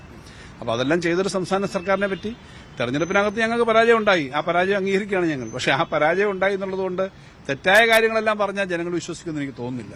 ഈ കേന്ദ്ര അവഗണനയ്ക്കെതിരെ പ്രതിപക്ഷത്തെയും കൂടെ ചേർത്ത ഒരു മൂവ്മെന്റ് ആയിരുന്നു മുൻ സർക്കാരിന്റെ ഒരു ശൈലി. പ്രതിപക്ഷം അത് സഹകരിച്ചില്ല എന്ന ആക്ഷേപം നിങ്ങൾ പലപ്പോഴും ഉന്നയിച്ചിട്ടുമുണ്ട്. ഇത്തവണ ഈ ഒരു യോജിച്ച മൂവ്മെന്റിന് സർക്കാർ ക്ഷണിക്കുകയാണെങ്കിൽ പ്രതിപക്ഷമൊപ്പം ഉണ്ടാവുമോ? ഞങ്ങൾ ക്രിയാത്മകമായ പ്രതിപക്ഷമായിരിക്കുമെന്ന് പറഞ്ഞിട്ടുണ്ട്. കഴിഞ്ഞ മന്ത്രിസഭ സത്യപ്രതിജ്ഞ ചെയ്യുമ്പോൾ ഞാനന്ന് ധനകാര്യമന്ത്രിയായി സത്യപ്രതിജ്ഞ ചെയ്ത ഒരാളാണ്. ആ സത്യപ്രതിജ്ഞാ ചടങ്ങിൽ UDF വന്നോ? ബഹിഷ്കരിക്കുകയല്ലേ ചെയ്തേ? ഏറ്റവും അവസാനത്തെ സമ്മേളനം ബഡ്ജറ്റ് അവതരിപ്പിച്ച ആ സെഷനിൽ, ബഡ്ജറ്റ് സെഷൻ സാധാരണ ആരും ഒഴിവാക്കില്ല. ഇപ്പോഴത്തെ മുഖ്യമന്ത്രിയുടെ നേതൃത്വത്തിൽ പ്രതിപക്ഷ നേതാവും കൂട്ടുകാരും വന്നത് പങ്കെടുത്തോ? ആ സെഷൻ തന്നെ ഒഴിവാക്കിയില്ലേ? ഞങ്ങളങ്ങനല്ല. ഇപ്പം സത്യപ്രതിജ്ഞയ്ക്ക് മുൻ മുഖ്യമന്ത്രി ഇപ്പോഴത്തെ പ്രതിപക്ഷ നേതാവ് ആ പരിപാടി പങ്കെടുക്കാൻ പോയല്ലോ. CPMന്റെ സംസ്ഥാന സെക്രട്ടറിയും CPIയുടെ സംസ്ഥാന സെക്രട്ടറി അടക്കം മറ്റ് LDF നേതാക്കന്മാരുണ്ടായിരുന്നല്ലോ അവിടെ. അപ്പോൾ അതിനർത്ഥം ഞങ്ങൾ ക്രിയാത്മകമായി ഇക്കാര്യങ്ങളിൽ യോജിക്കും. പക്ഷേ കേരളത്തിന്റെ പൊതു താല്പര്യത്തിന് വേണ്ടി എല്ലാം യോജിക്കുമ്പോൾ തന്നെ സംസ്ഥാനത്തിന്റെ താല്പര്യത്തിനും ജനങ്ങളുടെ താല്പര്യത്തിനും എതിരായി വരുന്ന കാര്യങ്ങളെ ചൂണ്ടിക്കാണിച്ചുകൊണ്ട് അതിശക്തമായിട്ടുള്ള പ്രതിപക്ഷമായി പ്രവർത്തിക്കുകയും ചെയ്യും. കിഫ്ബി ആണ് എപ്പോഴും നമ്മൾ ഉയർത്തിക്കാട്ടിയ ഒരു ടൂള്. ഒരു കാര്യം കൂടി ടൂള്. പക്ഷേ അന്നത്തെ പ്രതിപക്ഷം ഇത് എന്നും എതിർത്തിരുന്നുണ്ട്. കിഫ്ബി വലിയ രീതിയിൽ ദൂർത്താണ്, കിഫ്ബിയെ മോശമായി ആ രീതിയിലേക്കായിരുന്നു ലൈൻ. അപ്പോൾ കിഫ്ബി ഇനി വേണ്ടെന്ന് വെക്കുകയാണ്, അല്ലെങ്കിൽ ആ ഒരു തീരുമാനം നമ്മൾ പ്രതീക്ഷിക്കുന്നുണ്ട് പുതിയ സർക്കാരിൽ നിന്ന്. കിഫ്ബി ഉപേക്ഷിക്കാൻ തീരുമാനിച്ചാൽ അത് സംസ്ഥാനത്തിന് തിരിച്ചടി ഉണ്ടാക്കും, അങ്ങനെ കരുതുന്നുണ്ടോ? നിലവിലെ സംസ്ഥാന സർക്കാർ ചെയ്തുകൊണ്ടിരുന്ന പ്രവർത്തനങ്ങളെല്ലാം മാറ്റി അതിൽ നിന്ന് പുതിയ കാര്യങ്ങൾ ചെയ്യുമെന്ന് ഞാൻ കരുതുന്നില്ല. അത് അവർ തന്നെ പറഞ്ഞിട്ടുണ്ട്. മുഖ്യമന്ത്രി തന്നെ ചുമതല ഏറ്റെടുത്ത് സംസാരിക്കുമ്പോൾ പറഞ്ഞിട്ടുണ്ട്. ഒരു ഗവൺമെന്റ് തുടർച്ചയാണെന്നുള്ള ഒരു തിരിച്ചറിവോടുകൂടിയാണ് ഏത് ഗവൺമെന്റ് പ്രവർത്തിക്കുക. അപ്പോൾ ധാരാളം കാര്യങ്ങൾ നമ്മൾ നാട്ടിൽ ചെയ്തിട്ടുള്ള നല്ല കാര്യങ്ങൾ ചെയ്തത് തുടരാൻ വേണ്ടിയിട്ടുള്ള സംവിധാനങ്ങളെല്ലാം ഉണ്ടാവും. കഴിഞ്ഞ ഗവൺമെന്റ് ചെയ്ത എല്ലാ കാര്യങ്ങളും തെറ്റാണെന്ന് പറഞ്ഞിട്ട് പുതിയ കാര്യങ്ങൾ ചെയ്യാൻ പറ്റില്ല. ഇത് തുടർച്ചയാണ്. ഏത് ഗവൺമെന്റിനും നിയമത്തിന്റെ പരിധിക്കകത്ത് നിന്നുകൊണ്ടും ഭരണഘടനയ്ക്കകത്ത് നിന്നുകൊണ്ടും നമ്മുടെ ഭരണപരമായ ചട്ടങ്ങൾക്കകത്ത് നിന്നുകൊണ്ട് ചെയ്യാൻ പറ്റൂ. ആ ചട്ടങ്ങൾ അനുസരിച്ച് ചെയ്യുമ്പോൾ ചില കാര്യത്തിൽ പ്രയോറിറ്റീസ് മാറാം, ചില കാര്യത്തിൽ ഒരു പോളിസി എടുക്കാം, ഇതൊക്കെ ചെയ്യാം. പക്ഷെ ആകെ ഇതില്ലാതാക്കാനൊന്നും ചെയ്യാൻ ആര് വിചാരിച്ചാലും അത് ഒരു ഡിസാസ്റ്റർ ആയിരിക്കും, നാശം ഉണ്ടാക്കത്തേ ഉള്ളൂ. അങ്ങനെ ചെയ്യുമെന്ന് ഞാൻ കരുതുന്നില്ല. താങ്കളുടെ ബജറ്റ് പൊളിച്ച് ചില കൂട്ടിച്ചേർത്തൽ വരുത്തുമെന്നാണ് പറഞ്ഞിരിക്കുന്നത് പുതിയ സർക്കാരിന്റെ ബജറ്റിൽ. ആ ബജറ്റിന് വേണ്ടിയുള്ള വിഭവം, ഈ പുതിയ കൂട്ടിച്ചേർക്കലുള്ള വിഭവം എങ്ങനെ കണ്ടെത്തുമെന്നൊരു ചോദ്യം കൂടിയല്ലേ. എന്ത് മാജിക്കായിരിക്കും അവർക്ക് കാണിക്കാൻ പറ്റുക? അത് നമുക്കത് അവതരിപ്പിക്കുമ്പോൾ കാണാനേ പറ്റുള്ളൂ എന്താണ് അവർ ചെയ്യാൻ പോകുന്നത്. എപ്പോഴും ധനകാര്യമന്ത്രിമാരുടെ ഒരു പ്രെറോഗേറ്റീവും അവരുടെ കയ്യിലുള്ള ഡീറ്റെയിൽസും അവർ വകുപ്പുമായിട്ടൊക്കെ ചർച്ച ചെയ്തിട്ടുള്ള കാര്യങ്ങളാണ് കൊണ്ടുവരുന്നത്. അവർ കൊണ്ടുവരുമ്പോൾ നമുക്ക് നോക്കാം. എന്തായാലും സ്റ്റേറ്റിന് ഗുണകരമായ കാര്യങ്ങൾ ഏത് വന്നാലും 100% ഞങ്ങളുടെ പിന്തുണ ഉണ്ടാവും. Thank you. എന്തായാലും മുൻ ധനമന്ത്രി കെ.എൻ. ബാലഗോപാൽ സംസ്ഥാനം പാപ്പരാണെന്ന് എ.കെ. ആന്റണിയുടെയും പ്രസ്താവനയെ അതിശക്തമായി കണക്കുകൾ നിരത്തി എതിർക്കുകയാണ്. സംസ്ഥാനത്ത് ഏറ്റവും മെച്ചപ്പെട്ട സാമ്പത്തിക സ്ഥിതിയുണ്ടെന്ന് കണക്കുകളുടെ അടിസ്ഥാനത്തിൽ അദ്ദേഹം വാദിക്കുന്നു. ഒപ്പം തന്നെ ധവളപത്രം പുറക്കം തിറക്കുന്നു എന്ന പുതിയ സർക്കാരിന്റെ തീരുമാനത്തെ അതേ രീതിയിൽ തന്നെ ഏറ്റെടുക്കുകയാണ്. അതേ രീതിയിൽ തന്നെ അത് മുന്നിൽ കാണാമെന്നൊരു ഏറ്റെടുപ്പ് കൂടിയാണ് മുൻ ധനമന്ത്രിയിൽ നിന്നും ഉണ്ടാവുന്നത്. എന്തായാലും നിയമസഭാ സമ്മേളനം ആരംഭിക്കാൻ പോവുകയാണ്. പുതിയ ബജറ്റ് അവതരണമടക്കം സഭയിൽ നടക്കാനിരിക്കുന്നു. അങ്ങനെയെങ്കിൽ സംസ്ഥാനത്തിന്റെ സാമ്പത്തിക കണക്കുകൾ ഉൾപ്പെടുത്തിക്കൊണ്ടുള്ള ഒരു ഭരണ പ്രതിപക്ഷ നീക്കം എന്തൊക്കെയാണ് എന്നതും നിർണായകമായിരിക്കും. ക്യാമറാമാൻ അരുൺ പാലോട്ടിനൊപ്പം T G. Sajith, news 8. CPM Thiruvananthapuram ജില്ലാ കമ്മിറ്റിയിൽ പിണറായി വിജയനും എം വി ഗോവിന്ദനുമെതിരെ രൂക്ഷ വിമർശനം. പിണറായിയുടെ ധാർഷ്ട്യം കാരണമാണ് തെരഞ്ഞെടുപ്പ് തോറ്റത്. പ്രായപരിധിയിൽ പിണറായിക്ക് മാത്രം എന്താണ് ഇളവ്? പിണറായിയെ പ്രതിപക്ഷ നേതാവ് ആക്കരുത്. ശരീരഭാഷ സാധാരണക്കാരന് ഉൾക്കൊള്ളാൻ കഴിയാത്തത് വീട്ടിൽ പോയി പറയുന്നതിന് പല അർത്ഥങ്ങളുണ്ട്. വാർത്താ സമ്മേളനങ്ങളുടെ ശരീരഭാഷ ശരിയല്ലെന്ന് സംബന്ധിച്ച് CPM സെക്രട്ടറി പറഞ്ഞു. വീട്ടിൽ നിന്നും പോലും വിമർശനം ഉണ്ട് എന്നാണ് പറഞ്ഞത്. തെരഞ്ഞെടുപ്പ് പരാജയത്തിന് ശേഷം ചേർന്ന ആദ്യ സംസ്ഥാന സെക്രട്ടറി യോഗത്തിൽ CPM സംസ്ഥാന സെക്രട്ടറി യോഗത്തിന് ശേഷം വാർത്താ സമ്മേളനത്തിൽ പറഞ്ഞത് സഖാക്കൾക്ക് നിർഭയമായും സ്വതന്ത്രമായും കമ്മിറ്റികളിൽ അഭിപ്രായം പറയാമെന്നുള്ളതായിരുന്നു. അന്ന് വലിയ ആശ്ചര്യത്തോടുകൂടിയാണ് എല്ലാവരും അത് കേട്ടത്. പക്ഷേ ഇന്ന് സംസ്ഥാന സെക്രട്ടറിയുടെ മുഖത്ത് നോക്കി കടുത്ത വിമർശനമാണ് CPMന്റെ എല്ലാ ജില്ലാ കമ്മിറ്റി യോഗങ്ങളിലും പാർട്ടി നേതാക്കൾ ഉന്നയിക്കുന്നത്. ഇന്നലെ തിരുവനന്തപുരം ജില്ലാ കമ്മിറ്റി യോഗത്തിലും കാഴ്ച വ്യത്യസ്തമായിരുന്നില്ല. പാർട്ടി സെക്രട്ടറിക്ക് മാത്രമല്ല മുഖ്യമന്ത്രിക്കെതിരെയും അതിരൂക്ഷ വിമർശനമുണ്ട്. പിണറായിയുടെ ധാർഷ്ട്യവും ശരീരഭാഷയുമാണ് പരാജയത്തിന് പ്രധാന കാരണമെന്ന വിമർശനമുണ്ടായി. സാധാരണക്കാർക്ക് ഉൾക്കൊള്ളാൻ കഴിയാത്ത ശരീരഭാഷയാണ് മുഖ്യമന്ത്രിക്ക്. വീട്ടിൽ പോയി പറയാനൊക്കെയാണ് മുഖ്യമന്ത്രി പലപ്പോഴും പറയുന്നതിന് പല അർത്ഥതലങ്ങളുണ്ട്. CPM പ്രവർത്തക വെള്ളറടയിൽ സെൽഫി എടുക്കാൻ വന്നപ്പോൾ തടഞ്ഞു മുഖ്യമന്ത്രി. അതും വലിയ ചർച്ചയായി മാറിയതാണ്, വിമർശനമായി മാറിയതാണ്. മുഖ്യമന്ത്രിയുടെ ഓഫീസിനെതിരെ അതിരൂക്ഷമായ വിമർശനമുണ്ടായി. മുഷിഞ്ഞ ഷർട്ടിട്ട് വരുന്നവരെ മാറ്റി നിർത്തുകയായിരുന്നു ഓഫീസ്. അവിടേക്ക് സാധാരണക്കാരന് കടക്കാൻ പോലും കഴിയാത്ത സാഹചര്യമുണ്ടായിരുന്നു. എന്നാൽ UP യോഗി ആദിത്യനാഥ് പന്തലിട്ടാണ് ആളുകളെ കാണുകയും അവരോട് ഇടപഴകുകയും ചെയ്യുന്നത്. സമ്മേളനങ്ങളിൽ സംസ്ഥാന സെക്രട്ടറിയുടെ ശരീരഭാഷ ശരിയല്ല എന്ന വിമർശനമുണ്ടായി. പലപ്പോഴും അത് അപഹാസ്യമായി മാറുന്നു. അദ്ദേഹം അത് ശരിവെച്ച് തൻ്റെ മകൻ പോലും അത് ശ്രദ്ധിക്കണമെന്ന് പറഞ്ഞു. ഇനി അത്തരം ശ്രമങ്ങൾ ഉണ്ടാകുമെന്ന്, പക്വതയോടുള്ള പ്രതികരണം ഉണ്ടാകുമെന്ന് അദ്ദേഹം മറുപടി പറഞ്ഞു. PK ശ്യാമളയെ സ്ഥാനാർത്ഥി ആക്കിയതിനെതിരെ വലിയ വിമർശനം ഉയർന്നു വന്നു. എന്നാൽ ആണധികാരം ഉപയോഗിക്കാൻ താൻ തയ്യാറല്ല എന്നതിൻ്റെ പ്രഖ്യാപനമായാണ് അവർക്ക് സീറ്റ് നൽകിയെന്ന ഒരു വാദമാണ് MV ഗോവിന്ദൻ മുന്നോട്ട് വച്ചത്. മാത്രമല്ല അത് എതിർക്കുന്നവർ ആണധികാരത്തിൻ്റെ വക്താക്കളാണെന്നും അദ്ദേഹം നിലപാടെടുത്തു. മന്ത്രിമാർക്കെതിരെ KN ബാലഗോപാലിനും വീണ ജോർജിനും അതുപോലെ R ബിന്ദുവിനെതിരെയൊക്കെ വലിയ രൂക്ഷ വിമർശനങ്ങൾ ഉണ്ടായി. സംഘടനാബോധമില്ലാത്തവരെ മന്ത്രിയാക്കരുതെന്ന് വീണ ജോർജിനെ പരാമർശിച്ച ഒരംഗം പറഞ്ഞു. MB രാജേഷിനെതിരെയും വലിയ വിമർശനമാണ് യോഗത്തിൽ ഉയർന്നു വന്നത്. കണ്ണൂർ കോട്ടകൾ തകർന്നതിനെതിരെ വലിയ വിമർശനം ഉണ്ടായി. പ്രായപരിധിയിൽ മുഖ്യമന്ത്രിക്ക് മാത്രം, പിണറായിക്ക് മാത്രം എന്തിന് ഇളവ് നൽകുന്നു, എന്ത് പ്രത്യേകതയാണ് അദ്ദേഹത്തിനുള്ളതെന്ന ചോദ്യവും ഉയർന്നു വന്നു. മറ്റാരും ഇല്ലാത്തത് കൊണ്ടാണ് പിണറായിയെ പ്രതിപക്ഷ നേതാവാക്കിയിട്ട് വന്നതെന്നായിരുന്നു MV ഗോവിന്ദൻ്റെ വിശദീകരണം. ഏതായാലും സംസ്ഥാന നേതൃത്വത്തിൻ്റെ നിർദ്ദേശം മാനിച്ചുകൊണ്ട് അതേ രീതിയിൽ കടുത്ത വിമർശനമാണ് എല്ലാ കമ്മിറ്റികളിലും മുഖ്യമന്ത്രിക്കും സംസ്ഥാന സെക്രട്ടറിക്കുമെതിരെ, സംസ്ഥാന നേതൃത്വത്തിനെതിരെ ഉയരുന്നത്. സംസ്ഥാന സെക്രട്ടേറിയറ്റ് പിരിച്ചുവിടണം, പുനഃസംഘടിപ്പിക്കണമെന്ന ആവശ്യം പോലും ഉയർന്നു വന്നു. ഈ ചർച്ചകളിലൊക്കെ നിന്നെടുത്ത ചർച്ചകൾക്ക് അവസാനമാകും സംസ്ഥാന നേതൃത്വം വീണ്ടും ചേർന്ന് തെരഞ്ഞെടുപ്പ് റിപ്പോർട്ട് തയ്യാറാക്കുക. നിയമസഭാ തെരഞ്ഞെടുപ്പിൽ സംസ്ഥാനത്ത് ന്യൂനപക്ഷ വർഗീയത നിറഞ്ഞാടിയെന്ന് CPM കണ്ണൂർ ജില്ലാ സെക്രട്ടറി KK രാഗേഷ്. മതം നോക്കിയേ വോട്ട് ചെയ്യാവൂവെന്ന് മുസ്ലിം ലീഗും ജമാഅത്തെ ഇസ്ലാമിയും പ്രചരിപ്പിച്ചു. BJP സ്ട്രാറ്റജിക് വോട്ടിംഗ് നടത്തി. ഇടതുപക്ഷം ചെറിയ വോട്ടിന് ജയിക്കുന്നിടത്ത് BJP കോൺഗ്രസിന് വോട്ട് ചെയ്തു. പേരാവൂരിലും പയ്യന്നൂരിലും BJP UDFന് താമരത്താങ് നൽകി. നേമത്ത് കോൺഗ്രസ് BJPക്ക് കൈത്താങ് നൽകിയെന്നും രാഗേഷ് പറഞ്ഞു. ഇപ്പൊ ന്യൂനപക്ഷ വർഗീയത തിമർത്താടിയ തെരഞ്ഞെടുപ്പായിരുന്നു ഈ തെരഞ്ഞെടുപ്പ്. മതം നോക്കി വോട്ട് ചെയ്യണം എന്ന് പറഞ്ഞിട്ടില്ല. മുസ്ലിം ലീഗും ജമാഅത്തെ ഇസ്ലാമിയും എല്ലാം ചേർന്ന് മതം നോക്കിയേ വോട്ട് ചെയ്യാൻ വേണ്ടി പാടുള്ളൂ, പള്ളി നോക്കിയേ വോട്ട് ചെയ്യാൻ വേണ്ടി പാടുള്ളൂ എന്ന് പ്രചരിപ്പിച്ചൊരു തെരഞ്ഞെടുപ്പാണ് ഈ തെരഞ്ഞെടുപ്പ്. BJPക്ക് RSSന് സംഘപരിവാറിനെ ഏറ്റവും നന്നായിട്ട് അറിയാം.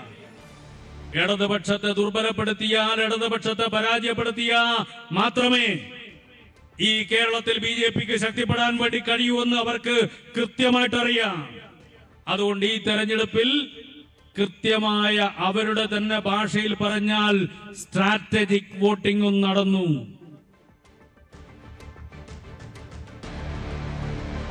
കണ്ണൂരിൽ മൊയാരത്ത് ശങ്കരൻ സ്മാരക പുരസ്കാര ചടങ്ങിൽ വേദിയെ കുറ്റം പറഞ്ഞ പിണറായി വിജയൻ. വേദിയിൽ നിൽക്കുമ്പോൾ കൂട്ടിൽ നിൽക്കുന്നത് പോലെയെന്ന് പിണറായി പറഞ്ഞു. കടന്നപ്പള്ളി രാമേന്ദ്രൻ പുരസ്കാരം നൽകുന്ന ചടങ്ങിലായിരുന്നു സംഘാടകർക്ക് വിമർശനം. നിൽക്കാൻ കുറച്ച് പ്രയാസമുണ്ട്. ഇതൊരു കൂടുപോലെയാണ്. ഇതിന്റെ അടിയിൽ സ്റ്റെപ്പ് വളരെ നേരിയതാണ്. ഒരു കാര്യം പിന്നോട്ട് വെച്ചാൽ ആള് വീഴും. ആ മട്ടിലാണിത്. അപ്പം നമ്മളെ ഒരു രീതിക്കത് പറ്റുന്നതല്ല എന്നാണ് തോന്നുന്നു. ഏതായാലും വളരെ വിശദമായി സംസാരിക്കേണ്ട പ്രശ്നമില്ലാത്തതുകൊണ്ട് മറ്റു വിഷമമില്ല എന്നാണ് തോന്നുന്നത്. ഏതായാലും ഇനിയെങ്കിലും പരിപാടി നടത്തുമ്പോൾ ഈ കൂട്ടിലേക്ക് ആളെ കയറ്റി നിർത്താതിരിക്കാൻ ശ്രദ്ധിക്കുന്നത് നന്നായിരിക്കും. കാരണം ഈ കോളേജ് എപ്പോഴും ഇതുണ്ടാവുമല്ലോ. അതാണ് ആദ്യമേ തന്നെ പറയാനുള്ളൊരു കാര്യം. വി ശിവൻകുട്ടിയെ വിമർശിച്ച ആര്യ രാജേന്ദ്രൻ മുതിർന്ന നേതാവ് തന്നെ തേജോവധം ചെയ്യുന്നു.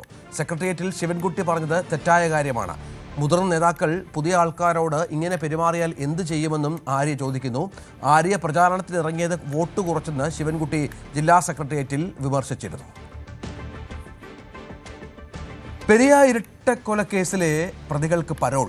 LDF സർക്കാർ അധികാരമൊഴിയും മുമ്പാണ് തിരക്കിട്ട് പരോൾ അനുവദിച്ചത്. 1-ാം പ്രതി പീതാംബരൻ, 4-ാം പ്രതി അനിൽ, 5-ാം പ്രതി ഗിജിൻ, 7-ാം പ്രതി അശ്വിൻ, 15-ാം പ്രതി വിഷ്ണു സുര എന്നിവർക്കാണ് പരോൾ അനുവദിച്ചിരിക്കുന്നത്. 20 ദിവസത്തേക്കാണ് പരോൾ.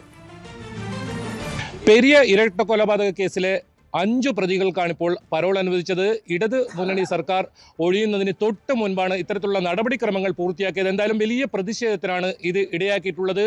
ഇതിൽ 1-ാം പ്രതിയായ പീതാംബരൻ ഇത് 3-ാം തവണയാണ് ഇത്തരത്തിൽ പരോൾ നൽകുന്നതെന്നും ഏറ്റവും പ്രധാനമുണ്ട്. നേരത്തെ ബേക്കൽ പോലീസ് സ്റ്റേഷൻ പരിധിയിൽ ഇവരെ പ്രവേശിപ്പിച്ചാൽ ക്രമസമാധാന പ്രശ്നമുണ്ടാകുമെന്നൊക്കെ പോലീസ് റിപ്പോർട്ടുണ്ടായിരുന്നു. പക്ഷേ ഇതെല്ലാം മറികടന്ന് ജയിൽ ഉപദേശക സമിതിയാണ് അനുകൂലമായ റിപ്പോർട്ട് നൽകിയത്. കോടതിയിൽ നിന്നും നിയമത്തിൻ്റെ നൂലാമാലകൾ അത്തരത്തിലുള്ള കൃത്യമായ വിവരങ്ങൾ അനുസരിച്ചാണ് ഇത്തരത്തിലുള്ള പരോൾ നൽകിയെന്നും മനസ്സിലാക്കാൻ സാധിക്കുന്നത്. ഏതായാലും ഈ കേസിലെ 10 പ്രതികളാണ് കണ്ണൂർ സെൻട്രൽ ജയിലിലുള്ളത്. ഇത് എല്ലാവർക്കും ഇപ്പോൾ പരോൾ ലഭിച്ചു കഴിഞ്ഞു. ഏതായാലും ഈ പരോൾ നേടിയ ഈ ആളുകൾ ഇപ്പോൾ കല്ലോട്ടെത്തിയിട്ടുണ്ട്. കല്ലോട്ടും പരിസര പ്രദേശങ്ങളും വലിയ പോലീസ് സന്നാഹത്തിലാണുള്ളത്. ഏതായാലും UDF സർക്കാർ അധികാരത്തിലെത്തിയതിന് തൊട്ട് പിന്നാലെ തന്നെ ഈ പെരിയ ഇരട്ടക്കൊലപാതക കേസിലെ പ്രതികൾക്ക് ഇത്തരത്തിൽ കൂട്ട പരോൾ നൽകിയത് വലിയ പ്രതിഷേധത്തിനിടയാക്കിയിട്ടുണ്ട്. ഏതായാലും നമ്മോടൊപ്പം ശരത് ലാലിൻ്റെ പിതാവ് സത്യനാരായണൻ നമ്മോടൊപ്പം ചേരുന്നു. ഇപ്പോൾ കൂട്ടപ്പരോളാണ് ഇപ്പോൾ നൽകിയിരിക്കുന്നത്. എങ്ങനെ കാണുന്നു? ഇത് വളരെ വിഷമത്തിലുള്ള ഒരു കാര്യമാണ് ഇവർ ചെയ്തുകൊണ്ടിരിക്കുന്നത്. അത് ഇപ്പോഴും മാത്രമല്ല, ഇവർ ജയിൽ ശിക്ഷ കിട്ടിയ ഉടനെ തന്നെ 1 മാസം കഴിയുമ്പോൾ തന്നെ ഇവർക്ക് പരോൾ കൊടുക്കാൻ തുടങ്ങിയതാണ് അത് പിണറായി സർക്കാർ. അതിന് പിന്നെ വീണ്ടും 1 മാസം കഴിയുമ്പോൾ 15 ദിവസം കൊടുത്ത് പിന്നെ 3-ാമത്തെ പ്രാവശ്യമാണ് ഇവർക്ക് പരോൾ കൊടുക്കുന്നത് തുടർച്ചയായി. അപ്പോൾ 15 ദിവസം ജയിലിൽ, 15 ദിവസം പുറത്ത്, ഈ രീതിക്കാണ് അവർ കൊണ്ടുപോയത്. അപ്പോൾ ഈ ഇടവേളയ്ക്ക്, ഇലക്ഷൻ കഴിഞ്ഞ ഇടവേളയിൽ ഈ ജയിൽ ഉപദേശക സമിതി P ജയരാജനാണ്. അദ്ദേഹം അനുമതി കൊടുത്തിട്ട് ഈ ഗ്യാപ്പിൽ ഇവർക്ക് പറ്റാവുന്ന കാര്യങ്ങളൊക്കെ, ഇവർക്ക് വേണ്ടുന്ന സൗകര്യങ്ങളൊക്കെ ചെയ്തു കൊടുക്കുകയാണ് ഇവർ ചെയ്തത്. അപ്പോൾ എല്ലാ ജയിൽ പ്രതികളെയും ഇവരിങ്ങനെയാണ് ചെയ്യുന്നത്. രാഷ്ട്രീയ കൊലപാതകം ചെയ്ത CPM പ്രതികളെല്ലാം ഒക്കെ ഇവർ സൗകര്യങ്ങൾ ചെയ്തു. അതുപോലെ തന്നെ ജയിലിനകത്തും അവർക്ക് വേണ്ടുന്ന സൗകര്യങ്ങൾ ചെയ്തു കൊടുത്തുകൊണ്ടിരിക്കുകയാണ്. അപ്പോൾ അതിൽ വളരെയധികം വിഷമം മാത്രമല്ല, ഇതൊരു വലിയൊരു പ്രശ്നങ്ങളിലേക്ക് പോകുന്നൊരു സാധ്യതയുണ്ട്. കാരണം എല്ലാ ആൾക്കാരും ഇപ്പോൾ ക്ഷമിക്കില്ല. മുമ്പേ നമ്മുടെ സ്റ്റേഷൻ പരിധിക്ക് അകത്ത് മാത്രമേ അകത്ത് ഇവർക്ക് വരാൻ പാടില്ല എന്ന നിർദ്ദേശപ്രകാരമാണ് കോടതി പരോൾ അനുവദിച്ചിട്ടുള്ളത്. പക്ഷേ ഇപ്പോഴത് അവരെ വീട്ടിലേക്ക് എവിടെയും പോകാമെന്നുള്ള രീതിക്കാണ്. അപ്പോൾ അതുകൊണ്ട് നാട്ടിൽ വലിയ ഒരു കലാപാന്തരീക്ഷത്തിലാണ് ഇപ്പോൾ നിൽക്കുന്നത്. ഇവർ ചെയ്തു കൂട്ടുന്ന ഈ വേല, ഇത് ക്രിമിനലുകൾക്ക് ഇല്ല ആശ്വാസം നൽകുന്ന ഈ പ്രവണത നാട്ടിൽ തന്നെ വലിയൊരു അന്തഃഛിദ്രം ഉണ്ടാക്കുകയും അതേപോലെ തന്നെ വളരെയധികം വിഷമത്തിലും ഒരു കലാപ സന്ദേശമാണ് ഇപ്പോൾ കൊടുത്തിരിക്കുന്നത്. എന്തായാലും ഇതിനെതിരെ വലിയ പ്രതിഷേധമാണ് ഇപ്പോൾ ഉയരുന്നത്. പ്രത്യേകിച്ച് യൂത്ത് കോൺഗ്രസ് പ്രവർത്തകരുടെയൊക്കെ വലിയ പ്രതിഷേധം ഉയരുന്നുണ്ട്. ഏതായാലും ഇത് സംബന്ധിച്ച് UDF സർക്കാരിൻ്റെ ഭാഗത്തു നിന്നും കൃത്യമായ ഇടപെടൽ ഉണ്ടാകുമെന്ന് തന്നെയാണ് ഇവർ പ്രതീക്ഷിക്കുന്നതും. കല്ലോട്ട് നിന്നും KV ബൈജു, ന്യൂസ് 18. എറണാകുളം പാരിയത്തുകാവ് പട്ടികജാതി ഉന്നതി കുടിയൊഴിപ്പിക്കൽ നടപടിക്കിടെ താമസക്കാരുടെ പ്രതിഷേധം. ഭൂമിയിൽ അവകാശമുന്നയിച്ച് സ്വകാര്യ വ്യക്തി കോടതിയെ സമീപിച്ചു. കേസിൽ ഉന്നതിയിലെ കുടുംബങ്ങൾക്കെതിരായ വിധി വന്നു. പുറമ്പോക്ക് ഭൂമിയിലാണ് താമസിക്കുന്നത് എന്നാണ് ഉന്നതിയിലെ കുടുംബങ്ങളുടെ വാദം. പ്രദേശത്ത് പോലീസ് സന്നാഹം തുടരുകയാണ്. ഡാനി ഇപ്പോൾ ചേരുന്നു. ഡാനി, ഇപ്പോഴും പ്രതിഷേധം തുടരുകയാണോ? രാവിലെ മുതൽ തന്നെ അവിടെ വലിയൊരു കൂട്ടം നാട്ടുകാരുണ്ട്. ഇപ്പോൾ എന്താണ് സംഭവിക്കുന്നത്?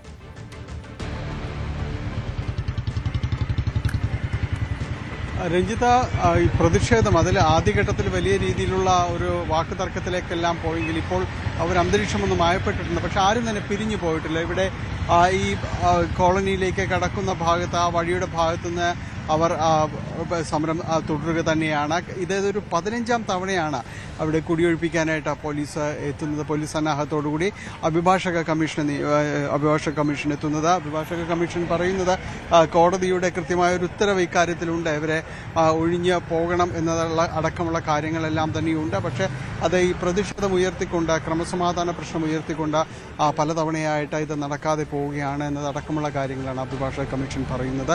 ഇവിടെ ഈ കോളനിയിൽ തങ്ങൾ വർഷങ്ങളായിട്ട് ഇവിടെ ഏതാണ്ട് ഒരു നൂറ്റാണ്ട് കാലത്തോളമായിട്ട് ഇവിടെ തലമുറകളായിട്ട് താമസിച്ചു വരുന്ന ആളുകളാണ് ഇവർ തങ്ങളെന്നാണ് പറയുന്നത്. ഇതിൽ ഒരു സ്വകാര്യ വ്യക്തി ഒരു അന്യായം ഫയൽ ചെയ്യുകയും തങ്ങളുടെ ഭൂമിയാണെന്ന രീതിയിലേക്ക് വാദമുന്നയിക്കുകയും ചെയ്തതോടുകൂടിയാണ് ഇതിലൊരു നടപടികൾ എന്ന രീതിയിലേക്ക് അടക്കം വരികയും ചെയ്യുന്നത്. നമുക്കൊപ്പം അഭിഭാഷക കമ്മീഷൻ കൂടി ചേരുന്നുണ്ട്. ഈ കോടതി നിർദ്ദേശപ്രകാരം എത്തുന്നതാണ്. തീർച്ചയായും ഒരു 15ാം തവണയാണെന്ന് തോന്നുന്നത്. അതെ. നിലവിൽ ഏതെങ്കിലും ഒരു തീരുമാനത്തിലേക്ക് വന്നിട്ടുണ്ടോ?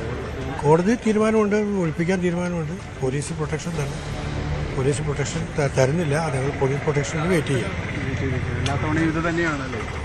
ഇത് തന്നെയാണ് തടയൽ സ്ഥിരമായിട്ടൊരു മാർഗമായിട്ട് എടുത്തേക്കാണ്. കോടതി വിധി എങ്ങനെ നടപ്പാക്കിക്കില്ല എന്നാണ് ഈ സമരക്കാരുടെ രീതി. കോടതി അലക്ഷ്യമാണ്. തീർച്ചയായിട്ടും കോടതി അലക്ഷ്യമാണ്. സൂചിപ്പിക്കുന്ന പോലെ ഇത് ഒരു കോടതി അലക്ഷ്യം എന്ന രീതിയിലാണ് അഭിഭാഷക കമ്മീഷൻ കാണുന്നത്. എന്നാൽ അതേസമയം തന്നെ ഇവിടെ ജനങ്ങൾ, ഇവിടെ നാളുകളായിട്ട് താമസിക്കുന്നവർ, അവർക്കൊപ്പം സമരസമിതിയുണ്ട്. തങ്ങൾക്ക് അർഹതപ്പെട്ട ഭൂമിയിൽ നിന്ന് ഇറങ്ങിപ്പോകാനായിട്ട് ഒരു അന്യായമായ ഒരു ഉത്തരവ്, പക്ഷെ അത് തങ്ങൾ അനുവദിക്കില്ല എന്ന രീതിയിൽ തന്നെ പറയുന്നു. ഇത് അഭിഭാഷക കമ്മീഷൻ 15ാം തവണയാണ് ഇവിടെ വരുന്നതെന്നെല്ലാം തന്നെയാണ്. 15ാം തവണയാണ് വരുന്നത്. 14 തവണയും മടങ്ങിപ്പോയി. ഇതേ സമീപനം സ്വീകരിച്ചു. അന്ന് പോലീസും അതോടൊപ്പം തന്നെ മറ്റ് സംവിധാനങ്ങളൊന്നും അത്രത്തോളം സഹായകമായ നിലപാട് അഭിഭാഷക കമ്മീഷന് കൊടുക്കാൻ കഴിഞ്ഞില്ല. കാലം അതായിരുന്നു. ഇപ്പോൾ കാലം മാറിയപ്പോൾ അതിൻ്റെ രൂപം മാറി. അപ്പോൾ മുഴുവൻ സാധ്യതകളും ഉപയോഗപ്പെടുത്തി ഇവരെ അടിച്ചിറക്കാൻ വേണ്ടിയാണ് വന്നിരിക്കുന്നത്. അതിനോട് ഞങ്ങൾക്ക് യോജിപ്പില്ല, ഞങ്ങൾ അംഗീകരിക്കില്ല. വർഷങ്ങളായിട്ട് ഇവർ താമസിക്കുന്നു. ഇവരെ ഏതാണ്ട് ഒരു 100 വർഷത്തോളമായെന്ന് എനിക്ക് തോന്നുന്നു. കൃത്യമായിട്ട് 4 5 തലമുറയായി. ഇപ്പോൾ ഈ താമസിക്കുന്ന ഒരു 100 വയസ്സായതല്ല, തലമുറ 4 5 തലമുറയായി എന്ന് പറഞ്ഞാൽ തലമുറയായി അവരുടെ മറ്റ് രക്ഷിതാക്കളെയൊക്കെ അടക്കം ചെയ്തിരിക്കുന്ന മണ്ണ്, അവർ പിറന്ന മണ്ണ്, അവർ ജീവിക്കുന്ന മണ്ണ്, ഈ മണ്ണിന് അതിൻ്റെ പ്രത്യേകത ഉണ്ട്. അതുകൊണ്ടാണ് വിവരങ്ങൾ പങ്കുവച്ചത്. സംഭവ സ്ഥലത്ത് നിന്ന് കോഴിക്കോട് അംഗനവാടി ജീവനക്കാരിയെ ലൈംഗികമായി അതിക്രമിച്ച CPM നേതാവ് ഒളിവിൽ പ്രതി MM പ്രസാദിനെ CPM സസ്പെൻഡ് ചെയ്തിരുന്നു. ഇയാൾക്ക് അന്വേഷണം തുടരുന്നതായാണ് പോലീസിൽ പറയുന്നത്. മോഡലിംഗ് സെക്സ് റാക്കറ്റ് കേസിൽ പ്രധാന പ്രതി സിന്ധു വന്ന സ്റ്റോയിസിയെ ഇന്ന് കൊച്ചിയിലെത്തിക്കും. കൂടുതൽ പ്രതികളെക്കുറിച്ച് നിർണായക വിവരങ്ങൾ ഇവരിൽ നിന്ന് കിട്ടുമെന്നാണ് അന്വേഷണ സംഘത്തിന്റെ കണക്കുകൂട്ടൽ. കേസിൽ അറസ്റ്റിലായ അലീനയും മഞ്ജിമയും റിമാൻഡിലാണ്. അതേസമയം അലീന പരാതിക്കാരിയെ ഗുണ്ടാബന്ധങ്ങൾ ഉപയോഗിച്ച് ഭീഷണിപ്പെടുത്തുന്ന ശബ്ദ സന്ദേശവും പുറത്തുവന്നു.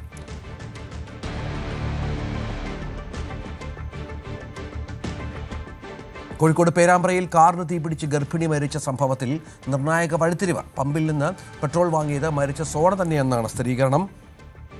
ഒരു സ്ത്രീ പെട്രോൾ വാങ്ങിപ്പോകുന്ന CCTV ദൃശ്യങ്ങൾ പോലീസിന് കിട്ടിയിരുന്നു.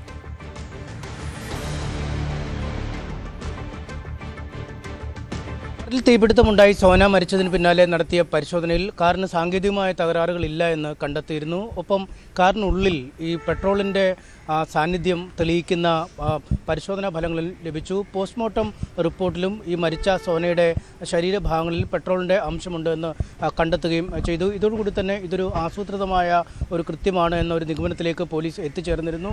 ഇതിനു പിന്നാലെയാണ് ഈ സംഭവം നടന്ന ദിവസം സോന പോയ വഴികളിലൂടെ പോലീസ് സഞ്ചരിച്ചത്. ഏതാണ്ട് രാവിലെ മുതൽ വൈകുന്നേരം വരെ സോന അമ്മയുടെ സഹോദരിയുടെ വീട്ടിലായിരുന്നു നിന്നത്. അവിടെ സഹോദരി പുത്രിക്കൊപ്പം വൈകുന്നേരം മാർക്കറ്റിൽ ഷോപ്പിങ്ങിനായി പോവുകയും ചെയ്തിരുന്നു. ഈ സമയത്ത് രണ്ടുപേരും വ്യത്യസ്ത ഇടങ്ങളിൽ നിന്നായാണ് സാധന സാമഗ്രികൾ വാങ്ങിച്ചത്. ഇതിനിടയിലാണ് 7:15 ശേഷം പെട്രോൾ പമ്പിൽ നിന്നും ഒരു കന്നാസിൽ പെട്രോൾ വാങ്ങുകയും ചെയ്ത് പിന്നീട് ഈ സോന ഭർത്താവിനൊപ്പം ആശുപത്രിയിലേക്ക് പോവുകയും ചെയ്തു. ഇവിടെ നിന്നും തിരിച്ചു വന്ന് ഏതാണ്ട് വീട്ടിലേക്കെത്താൻ 2 കിലോമീറ്റർ ബാക്കിയുള്ളപ്പോൾ ഇരുവരും തമ്മിൽ കാറിനുള്ളിൽ വെച്ച് വാക്കേറ്റമുണ്ടായെന്നാണ് മനസ്സിലാക്കാൻ കഴിയുന്നത്. ഉടൻ തന്നെ ഈ സോന കന്നാസിനുള്ളിൽ നിന്നും പെട്രോൾ പുറത്തേക്കെടുത്തു. ആ സമയം പെട്രോളിൻ്റെ ഗന്ധം അനുഭവപ്പെടുന്നു എന്ന് രജിൻലാൽ പറഞ്ഞതോടുകൂടി വളരെ പെട്ടെന്ന് ഈ പെട്രോൾ സ്വന്തം ശരീരത്തിലേക്ക് ഒപ്പം ഭർത്താവിലേക്കും ഒഴിച്ചിരുന്നു എന്നാണ് മനസ്സിലാക്കാൻ കഴിയുന്നത്. ഇതിനുശേഷമാണ് തീ കൊളുത്തുകയും വലിയ സ്ഫോടനത്തോടെ കാറിൽ പൊട്ടിത്തെറിയും ഉണ്ടാവുകയും ചെയ്ത് തൽക്ഷണം തന്നെ സോന മരിക്കുകയും ഭർത്താവ് രജിൻലാൽ ഏതാണ്ട് 60% പൊള്ളലോടുകൂടി ചികിത്സയിൽ കഴിയുകയും ചെയ്യുന്നു. എന്തായാലും ഈ തരത്തിലാണ് ഇപ്പോൾ രജിൻലാലിൽ നിന്നും പോലീസിന് മൊഴി ലഭിച്ചിരിക്കുന്നത്. നേരത്തെ തന്നെ ഏറെ നാളത്തെ പ്രണയത്തിന് ശേഷമാണ് ഇരുവരും വിവാഹം കഴിച്ചത്. ആദ്യഘട്ടത്തിൽ വിവാഹത്തിൽ നിന്നും വഴുതി മാറി നിൽക്കുന്ന ഒരു രീതിയാണ്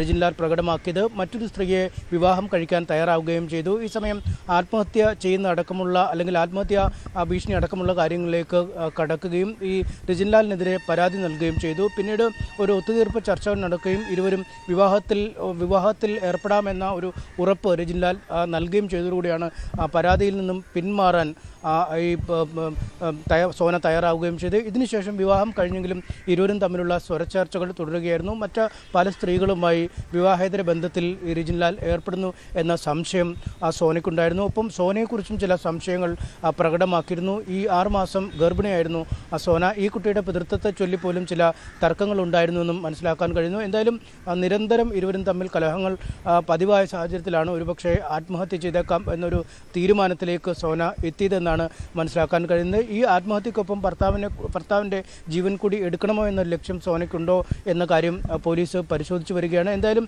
പെട്രോൾ പമ്പിൽ നിന്നും ഈ പെട്രോൾ വാങ്ങി കനാസിൽ പുറത്തേക്ക് പോകുന്നയാൾ സോന തന്നെയാണ് എന്ന് പോലീസ് ഇതിനകം തിരിച്ചറിഞ്ഞു കഴിഞ്ഞിരിക്കുന്നു. സോനയുടെ ബന്ധുക്കളടക്കം ഈ ദൃശ്യങ്ങൾ പരിശോധിച്ച് സോനയെന്ന് തിരിച്ച് അറിഞ്ഞിട്ടുണ്ട്. എന്താണ് ഇതിനുള്ളിൽ നടന്നതെന്നതിനെക്കുറിച്ചുള്ള കൃത്യമായ പരിശോധനകൾ പോലീസ് ഇപ്പോഴും തുടരുകയാണ്. സ്റ്റാഫുകൾക്കായി ഏറ്റവും വലിയ ആഘോഷമൊരുക്കി family wedding centre. International family ഡേയോടനുബന്ധിച്ചാണ് ഫാമിലിയുടെ വിവിധ ഷോറൂമുകളിൽ ഫാമിലി ഡേ ആഘോഷം സംഘടിപ്പിച്ചത്. പരിപാടിയിൽ 1000-ഓളം സ്റ്റാഫുകളും കുടുംബങ്ങളും പങ്കെടുത്തു. പ്രവർത്തന സമയം ചുരുക്കി വൈകിട്ട് 6 മണിക്ക് ആരംഭിച്ച പരിപാടി സ്റ്റാഫുകളുടെ സജീവ പങ്കാളിത്തം കൊണ്ട് ശ്രദ്ധേയമായി. സ്റ്റാഫുകളുടെ കലാപരിപാടികൾ, നറുക്കെടുപ്പ്, ഗാനമേള എന്നിവയെല്ലാം ആഘോഷത്തിന്റെ ഭാഗമായി നടന്നു. ഡിജിറ്റൽ പരസ്യമേഖലയിൽ നിർണായക സാന്നിധ്യമായ MAQവും കാലിക്കറ്റ് അഡ്വർടൈസിംഗ് ക്ലബ്ബും സംയുക്തമായി digital advertising and future of programmatic വിഷയത്തിൽ ബോധവൽക്കരണ സെമിനാർ സംഘടിപ്പിച്ചു. MIQ evolution of digital marketing എന്ന വിഷയത്തിൽ സെഷൻ നടത്തി. ഡിജിറ്റൽ മാർക്കറ്റിംഗിന്റെ അനന്ത സാധ്യതകളും പ്രോഗ്രമാറ്റിക് അഡ്വർടൈസ്മെന്റ് രംഗത്തിന്റെ ഭാവിയെക്കുറിച്ചും സെമിനാറിൽ ചർച്ച നടത്തി.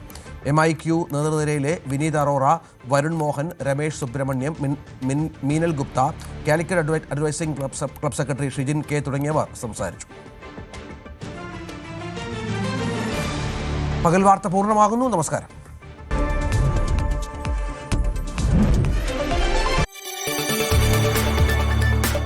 കൂടുതൽ വാർത്തകൾക്ക് news 18 Keralam YouTube channel subscribe ചെയ്യുക.